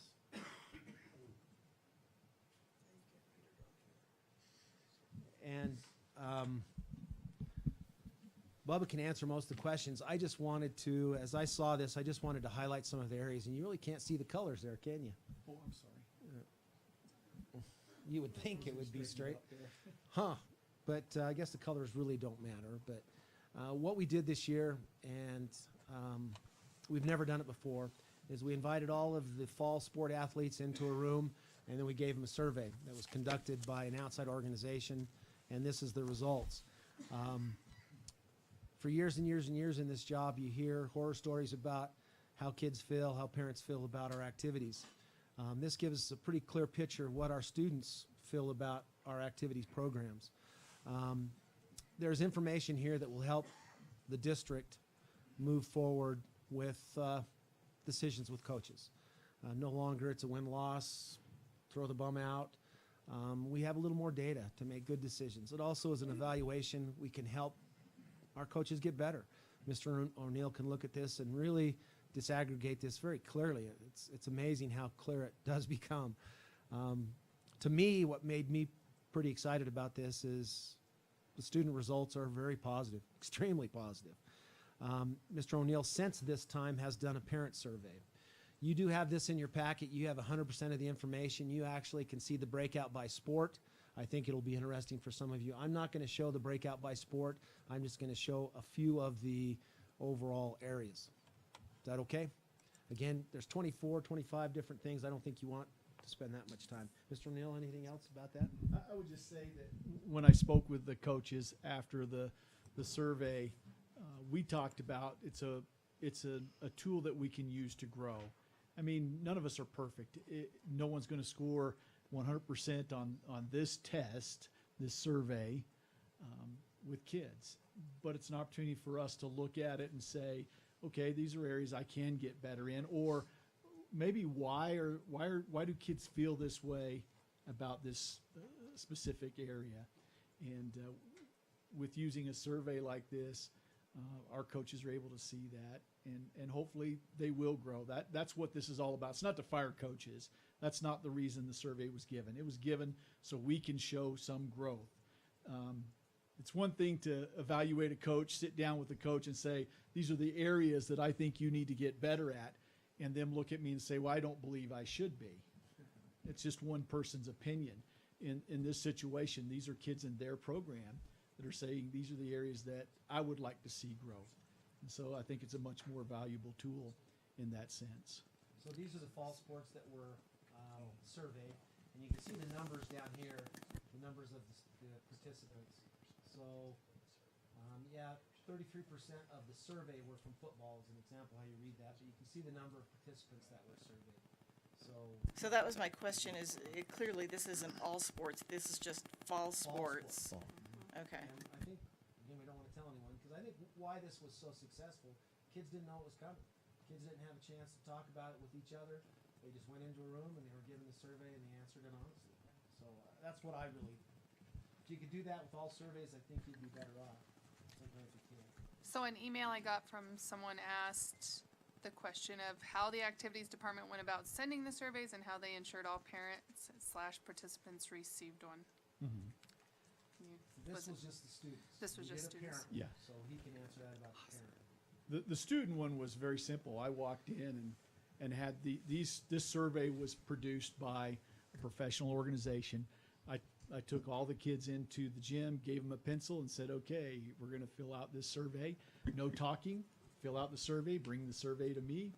And that's basically it. There was no discussion. Kids weren't in groups talking about how they're gonna answer the survey. The parent survey was a little more difficult, because I used the Family ID as the email source to get this out. Well, here's the bad part. Not all parents put the appropriate email on Family ID. They use their kids' email or an email that they had in the past. Maybe they didn't want to get any information from Family ID, and so they were left out. The bad part about this is that those parents that did not receive an email through Family ID of this parent survey, they were frustrated. And the only other way that we could get that email or that survey out was through Facebook, which was bad because people were participating in the survey that had no kids involved. It was an opportunity for them to gripe instead of just the parents of the kids that were involved in those activities. So the parent survey, we've got to do a better job with. Using this professional group, they suggested we do it this way.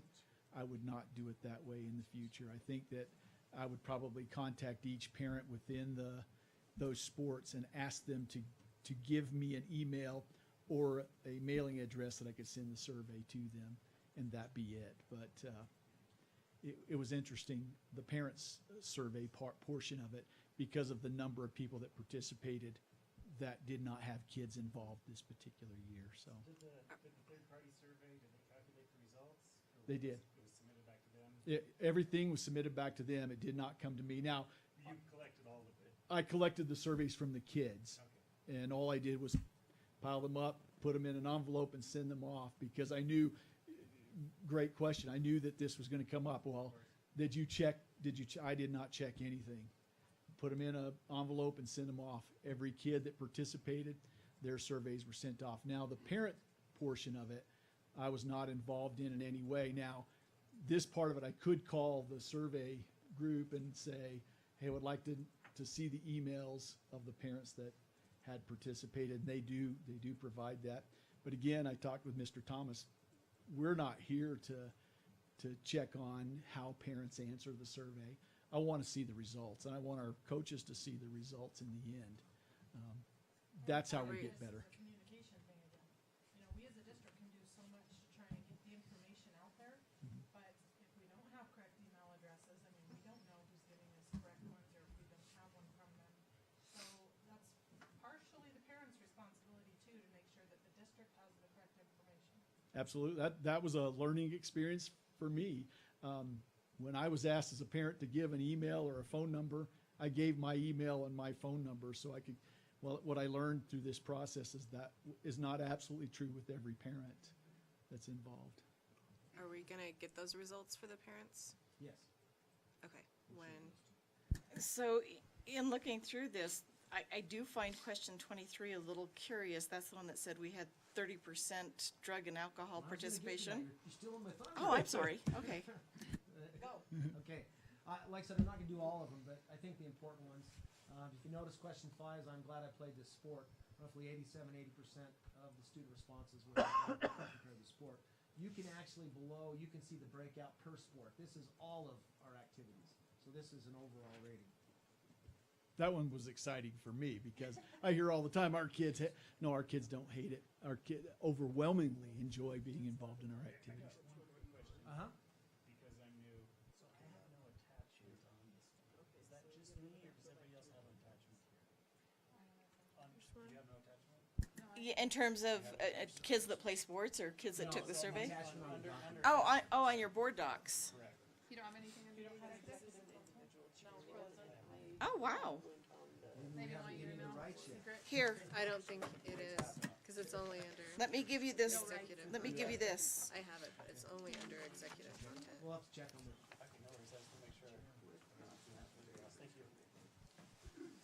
Okay, so this question is if you could start the season over, I would still play on this team. Again, roughly about, I can't add that fast, so 82%.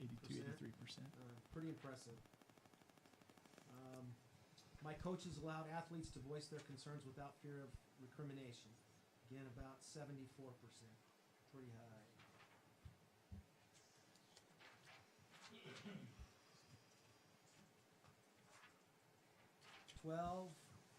My coaches have high expectations regarding behavior.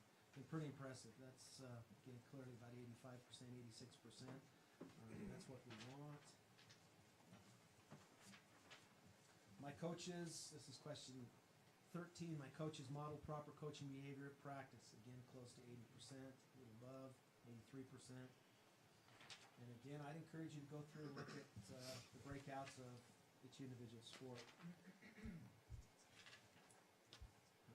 My coaches had the ability to inspire confidence in my play. So this is 72%.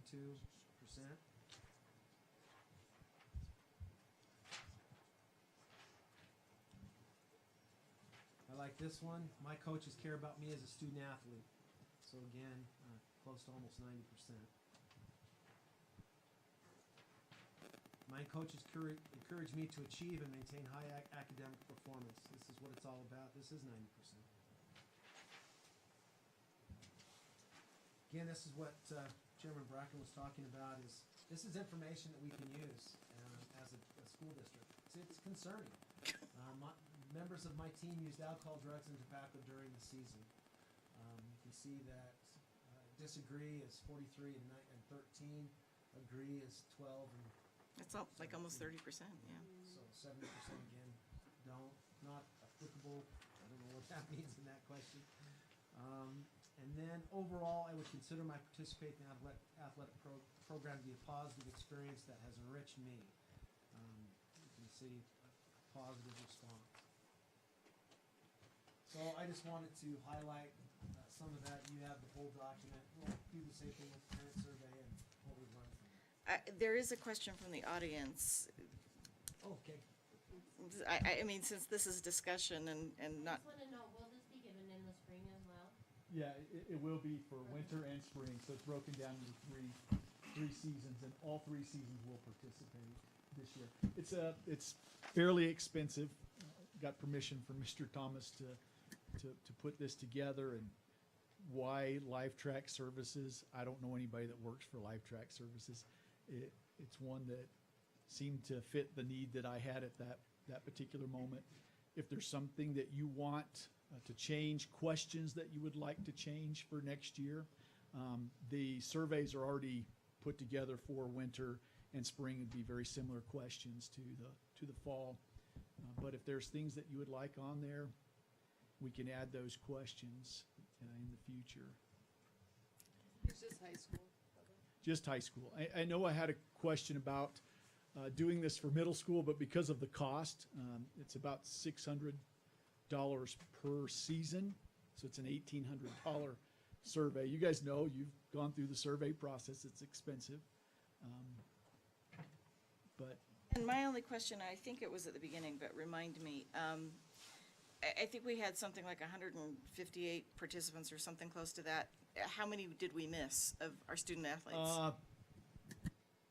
Around 30. They were either out of school for a school activity or weren't in school that day. And I didn't want to go back and add those students because I wanted to be as pure as I could possibly make it. And by coming back and inviting those kids in, I think that those results would have been tainted by the other students at that But particular point. a fairly high participation then. Oh, yeah. It was very high. 85% of our kids participated in the survey. We did not add activities. I think that's something we can do in the future as well, to add. Like the robotics. Yes, absolutely. Because, yeah, Speech debate, drama, that kind of stuff. you know, the questions would be slightly different, obviously, but looking for the same results. We're looking to improve. We want to be better. The results are fantastic. You know, I know Mr. Thomas was excited when he started looking at those, how positive our kids are about being involved in our activities. That's what it's all about. But we're not perfect, and that's the discussion with the coaches. What you'll find out is I wanted to make sure that I was fair to our coaches as well. I included myself on the parent survey. I didn't include myself on the athlete survey, but I did with the parent, and they were pretty harsh on me personally. Some things that I don't absolutely agree with, but here's the deal. What I said is I need to grow. Those are areas, if this is what the general public believes of me, those are the areas that I need to grow in, and I'm going to use that tool for that purpose. We didn't get results of that one, but we will. Well, yeah, we're gonna get those, I guess, later. Yes, you will. Did cheer include the dance classics or just cheer? Cheer and dance were not supposed to be a part of the process, but some of those individuals did come and participate, and So you. we allowed it. We So, allowed I it. mean, so is it a combination of both or just cheer? It was just cheer. It was just a few kids. We did not include all of them because they are considered an activity, not a sport. And I did not. Well, no, but no, it's not the WHSA recognize it. The NFHS recognizes an activity, not a sport. So no, I'm not the one. I would love them to be a part of the process because again, it's not a gotcha. I keep hearing that it's not a gotcha. It is a way for us to improve. If people out there, if our parents are saying or our kids are saying this about a particular activity, one, I want to know if it's absolutely true because one person's opinion is far different than the majority opinion. I want to know the truth, and then it gives us an opportunity again to grow. I think coaches have a belief that they're doing everything right, and what they found out is no one's perfect. I believe that I'm doing everything right, and I'm far from perfect, and it's an opportunity for us to grow, be better for our kids. That's what this is all about anyway. Is there a reason that dance and cheer weren't supposed to be on there? They're an activity. I didn't. This is an activity survey, though. It's really a sport. I know it is, but we did not survey every activity. First, I wanted to try it. I wanted to see if this was something that was valuable as a tool, and I guess you guys can decide that.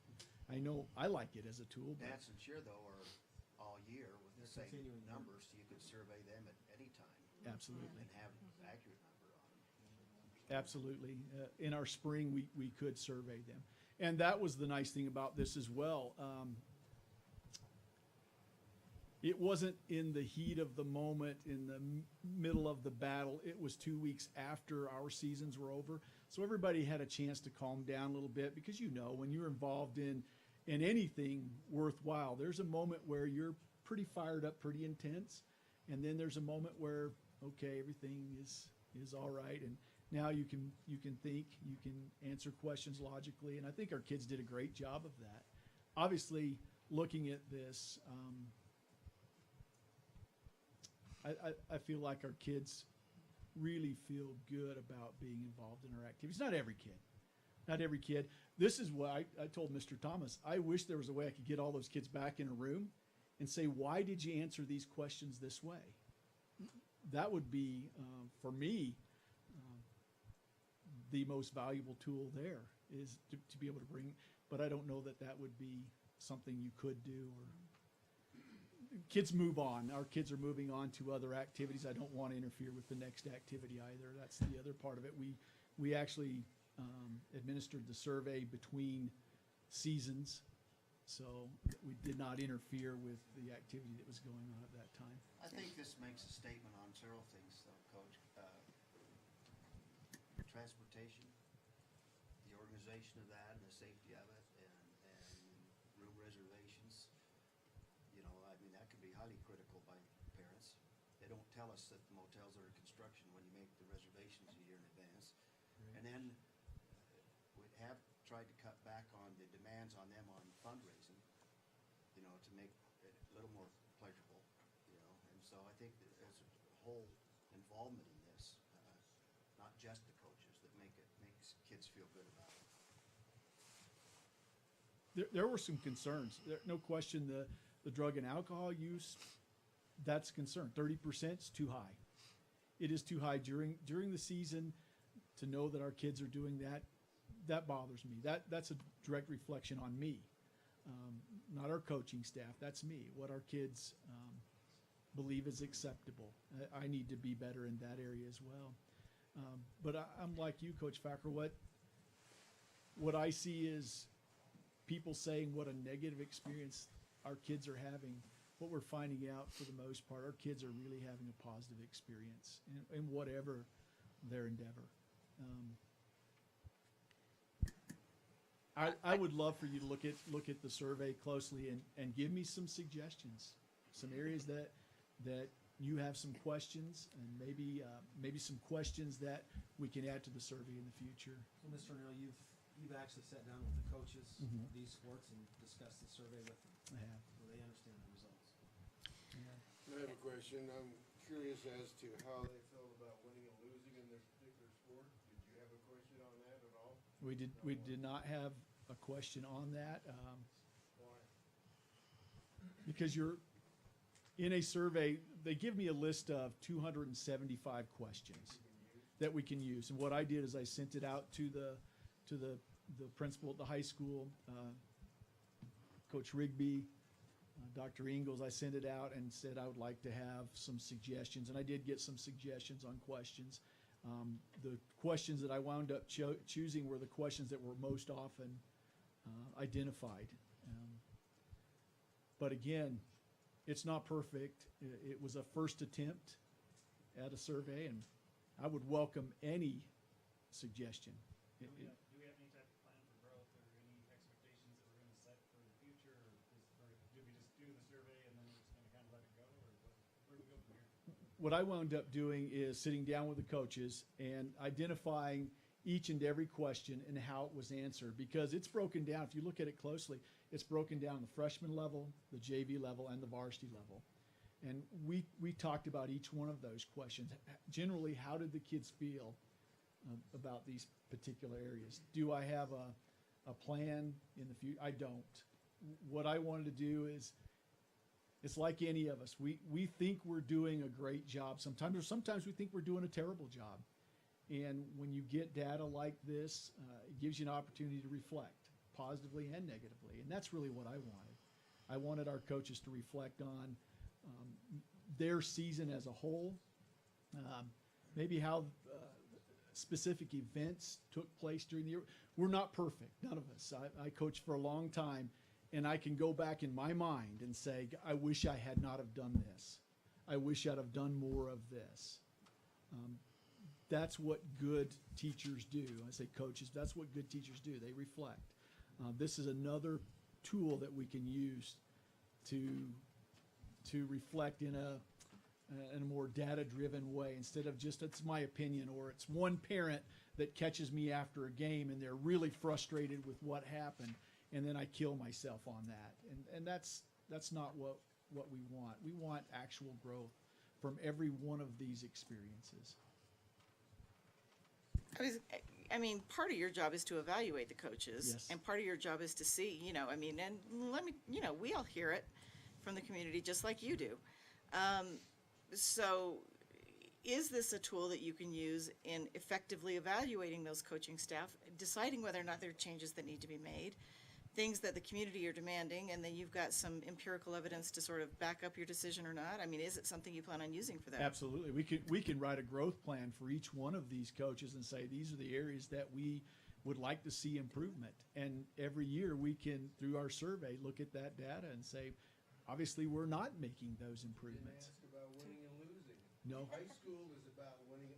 Coach, all the games you played as a coach and as a player, would you rather win or lose? And reflecting, Mr. Ben, I'm going to be honest with you. The going through the process was great, but if I could change how the people in this community feel about me, the winning and losing means nothing to me. The most important thing to me right now, I wish I could give, and I'm going to get emotional over this. I wish for anything that I could give every kid that I ever coached this survey. So I really know how they feel, because parents did a pretty good job of telling me how they felt about me, but using a survey and winning and losing, I love to win. I mean, I'm not going to lie, but on the other side of it, in the end, I really want the kids to feel like they're getting something out of being involved in the activity. And sometimes it's not just winning and losing where they're getting something out of the activity. One of the questions about the academic side, I think in 7 years as the AD, Bubba, we need to be better in the classroom. We need to be better in the classroom. Come up with a plan to help us be better in the classroom. And we have done some things there. And our kids have obviously bought into it. And here's the great part is our coaches have bought into it. Our coaches really care about the academic success of our kids. I see that every day. I see it every single day. And that, I didn't do a great job of that as a coach. You know, I just didn't. I thought that was the teacher's job and the parent's job. My job was to coach. Those are things I regret. And having a survey and being able to go back and say, I need to be better at this, I would change some of those, Mr. Bennett.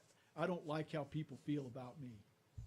I won a lot of basketball games, won championships, all those things, but none of that is as important as how our kids feel about me in the end.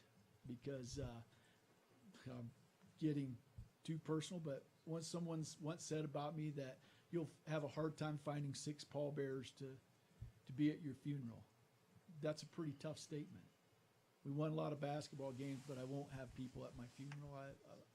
I think maybe I'm going too far, but I'd like our coaches to be able to see that they are making a difference in kids' lives. It's not all about winning and losing. And maybe that's something we do need to ask kids, is if that's really important to them. But it's not everything. At the last national AD conference that I went to, they talked about surveys. Mr. Bennett, the number one reason that high school kids participate in sports because their friends do.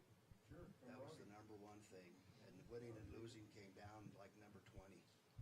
You know, and there's all those other things in between. So kids are getting smarter about it too, I think. Just to close, if I may. There is one more question in the okay. audience if you want to entertain it, but I wanted to make sure the board had the opportunity first, so. I have, oh, should you guys go first? Go ahead. Okay, I have 2 questions. One, was there a survey about how safe kids felt on the bus trips to, their activities and once they get there and stuff? I mean, with being the way it is, I mean, would that be a good question to put on there? I mean, did they feel safe on the bus? Question from the audience was, do students feel safe on the bus, if that was a question asked? And no, it wasn't, I believe. It was not.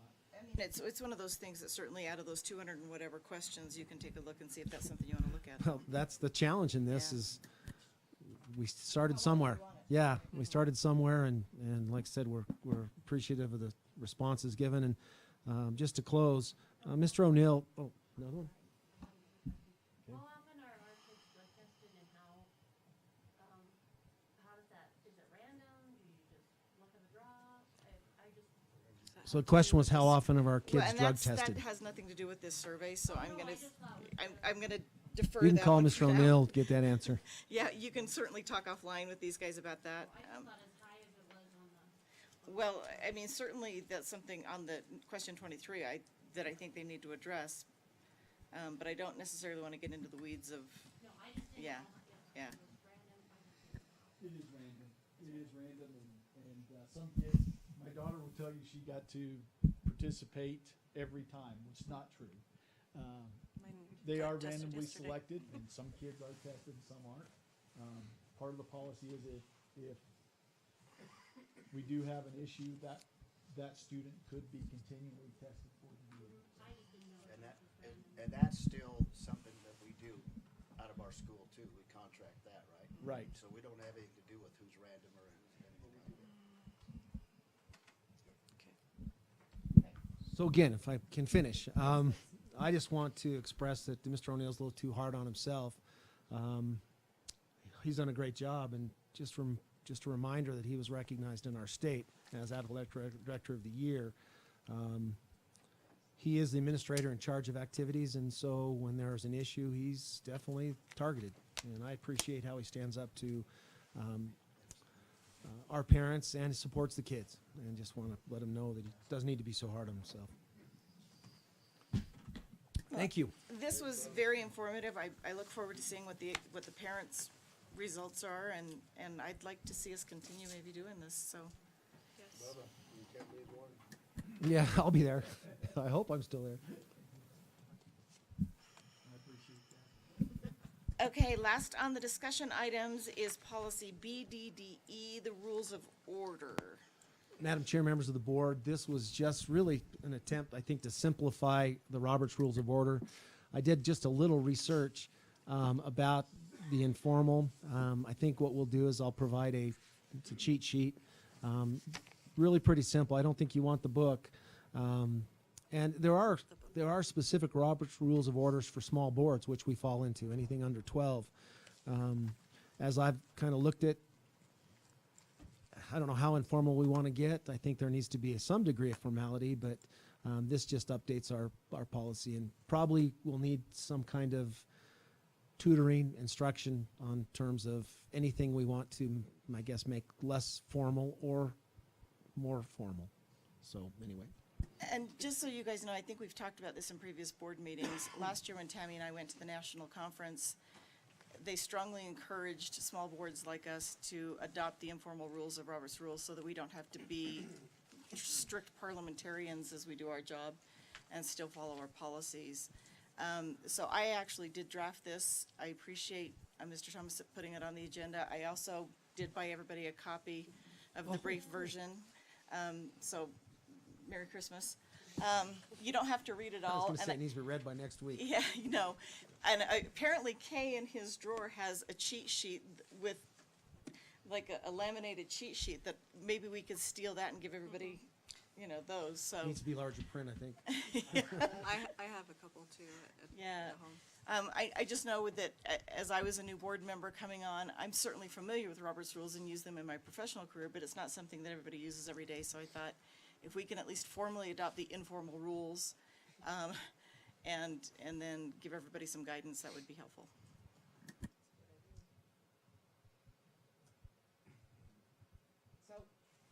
So this is just on for discussion, and it'll be on next month for first reading, unless anybody has changes, so. Okay. Oh, sorry, what? Oh. You're funny. I did. We are on school reports. Mr. Thomas, who do we have up today? I'm not sure. We didn't really talk about it. Does anybody have a report? Come on up. Don't feel compelled. Come on. They can't hear you without. We need the mic.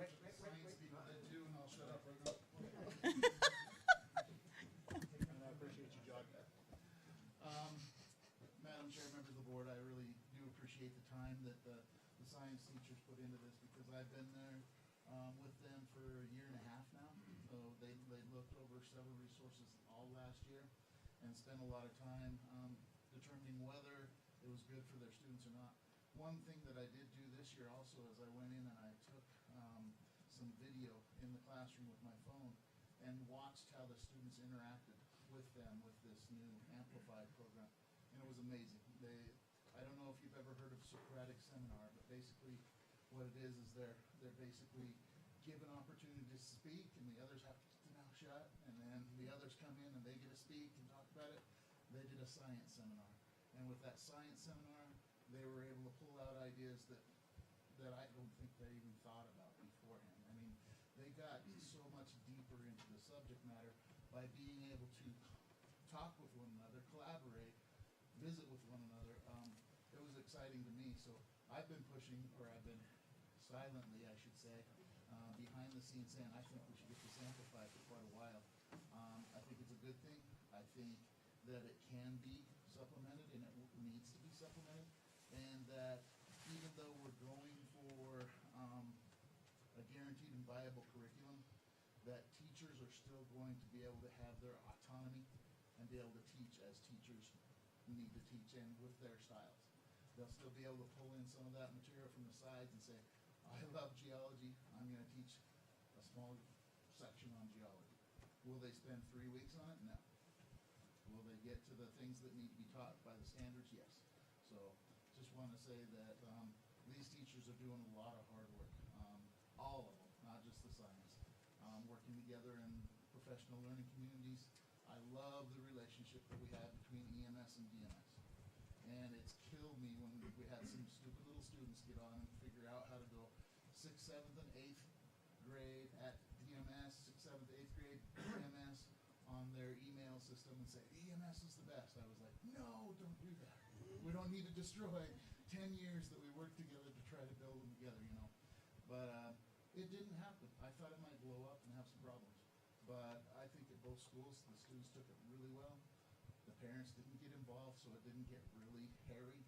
And there's a good relationship going on between students, staff, and teachers. So, thanks. Thank you. Mr. Lester, I see you. How are you? Hey, I just wanted to report real quickly that the schedule's still we're moving great. No issues right now. And starting the second week of this next semester, which will be the 29th of January, we're going to start our system of supports, which replace the TGIF. So during the advocacy time, kids will get online. We purchased an online system where kids can sign up and get supports. Depending on how they're doing in classes, if they have all A's and B's, they have complete choice in what they want to do. So they can sign up for an ACT prep, they can sign up for scholarship support, they can sign up, for a study with AP. So there's going to be things for every kid, upper and lower. And so we're working through that, but we're going to be getting going on that starting in that second semester. And so we're pretty excited to have that going. So just wanted to let you know that that's well on its way. So. Thank you very much. Thank you.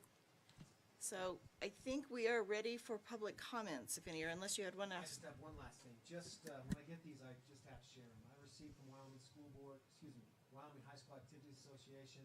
We had 3 individuals that were recognized in different games for good sportsmanship. They received this award. The first one was Lily Johnson in the Trona versus Evanston basketball game. The second one was Amber Lowe and Kelly Walsh versus Evanston basketball game. And the third was Maggie Moore, Sheridan versus Evanston basketball game. So pretty impressive that our kids are getting these kinds of awards. Thank you. Thank you. Do we have any public comment? Seeing none, I'm going to move on to action items. And the first thing on the agenda is approval of the board meeting schedule that we discussed. So I think we got to a fairly good consensus that so the motion would be to approve an amended schedule, making the first Tuesday at 6 the regular meeting schedule, except for April and July.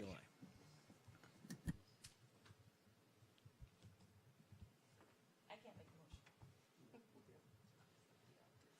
So I'm looking.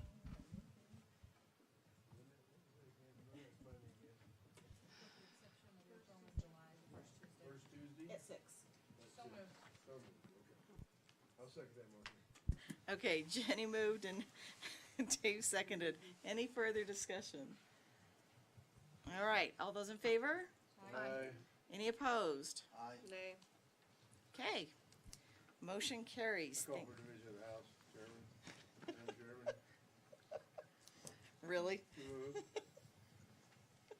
Okay. so, you know, you talk about parliamentary procedure. Yeah. We never call it, but we should be. I mean, you know what I'm saying?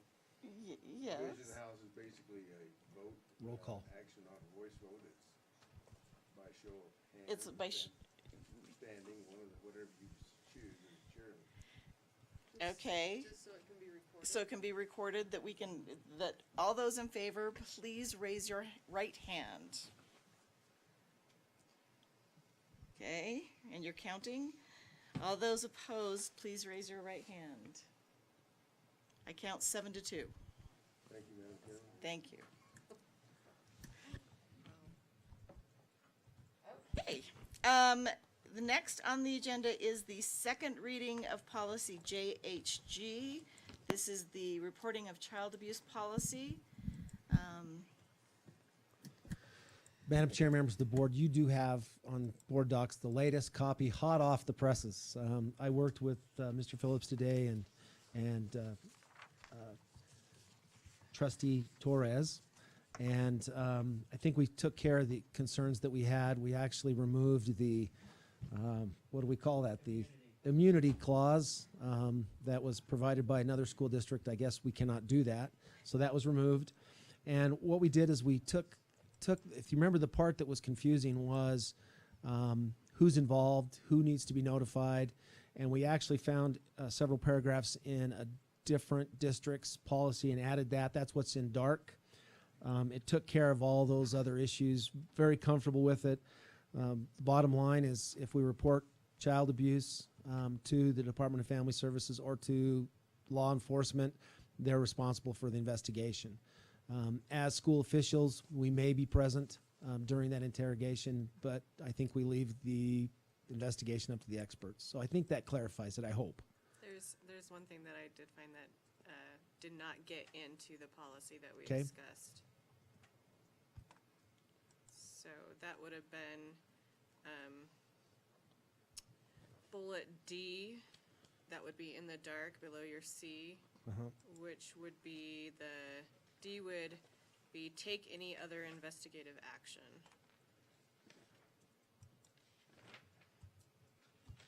So And pretty that, much. that can be added and then approved. And I thought it was kind of redundant, so I didn't put D in on purpose. Okay. But it may not be. We need to specifically say you don't need to make any further investigations if we've already said you should not investigate. Yeah. I think it's a catch-all that doesn't hurt to put it in. It sure doesn't.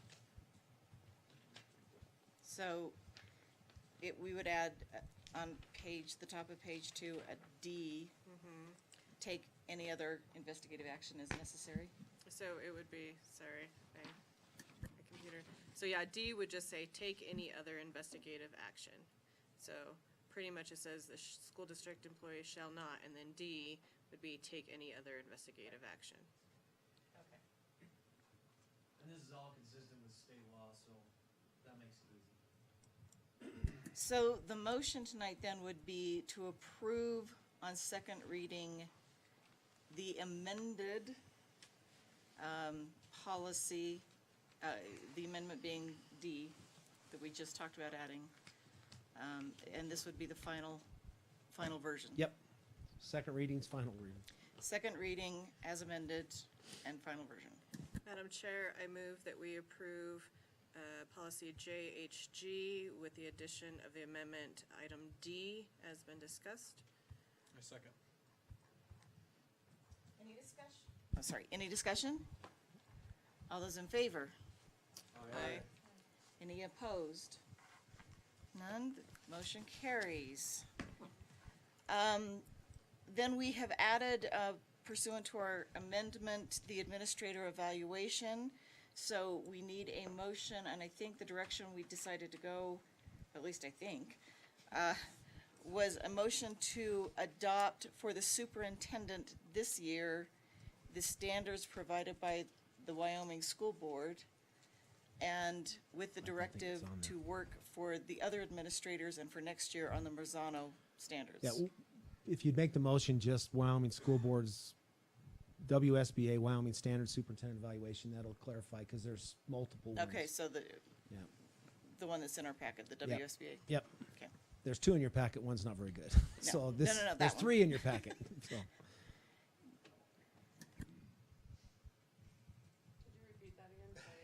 I could make the motion for that. Okay, I can second that. okay. Approve the Wyoming School Board's Wyoming Standard Superintendent Evaluation. So we have a motion by Kay to adopt the Wyoming School Board Association standards that has been accepted by the state, with a second by Tammy.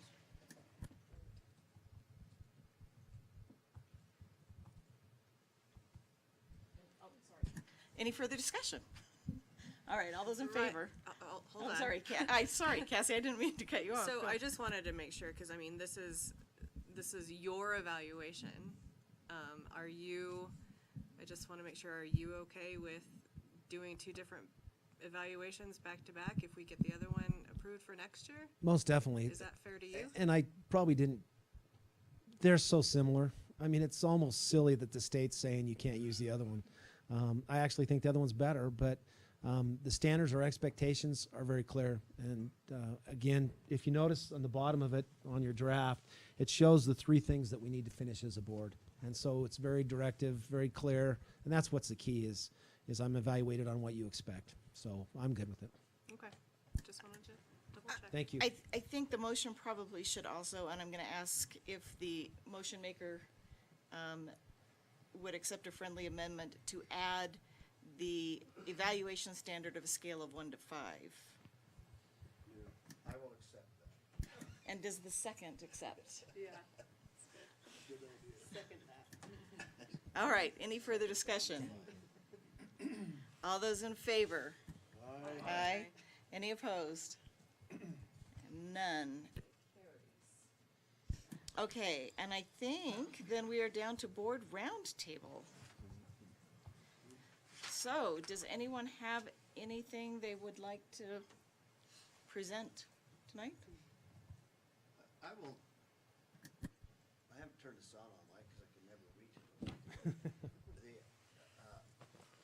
Mr. O'Neill, don't beat yourself up too much. When we did the survey to start the testing program, and I know they embellished on the survey, kids embellished on the survey, but we had 75% of our kids using drug or alcohol once a month, at least once a month. Wow. Yeah, and that was the incentive to start the program. I had mixed feelings about the program at this time, not against our rules. I don't have mixed feelings about our rules, activity rules, but just the testing program. But that's, so don't beat yourself up. If it's dropped significantly like that, it's, people are keeping track of it.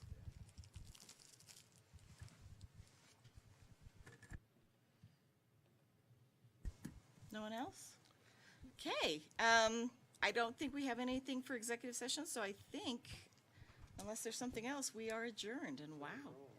Something's wrong, right? That was a really large agenda, and we're, and we are adjourned at 8:15. We have something for everybody to sign. Yes, and if you've got things to sign, stick around.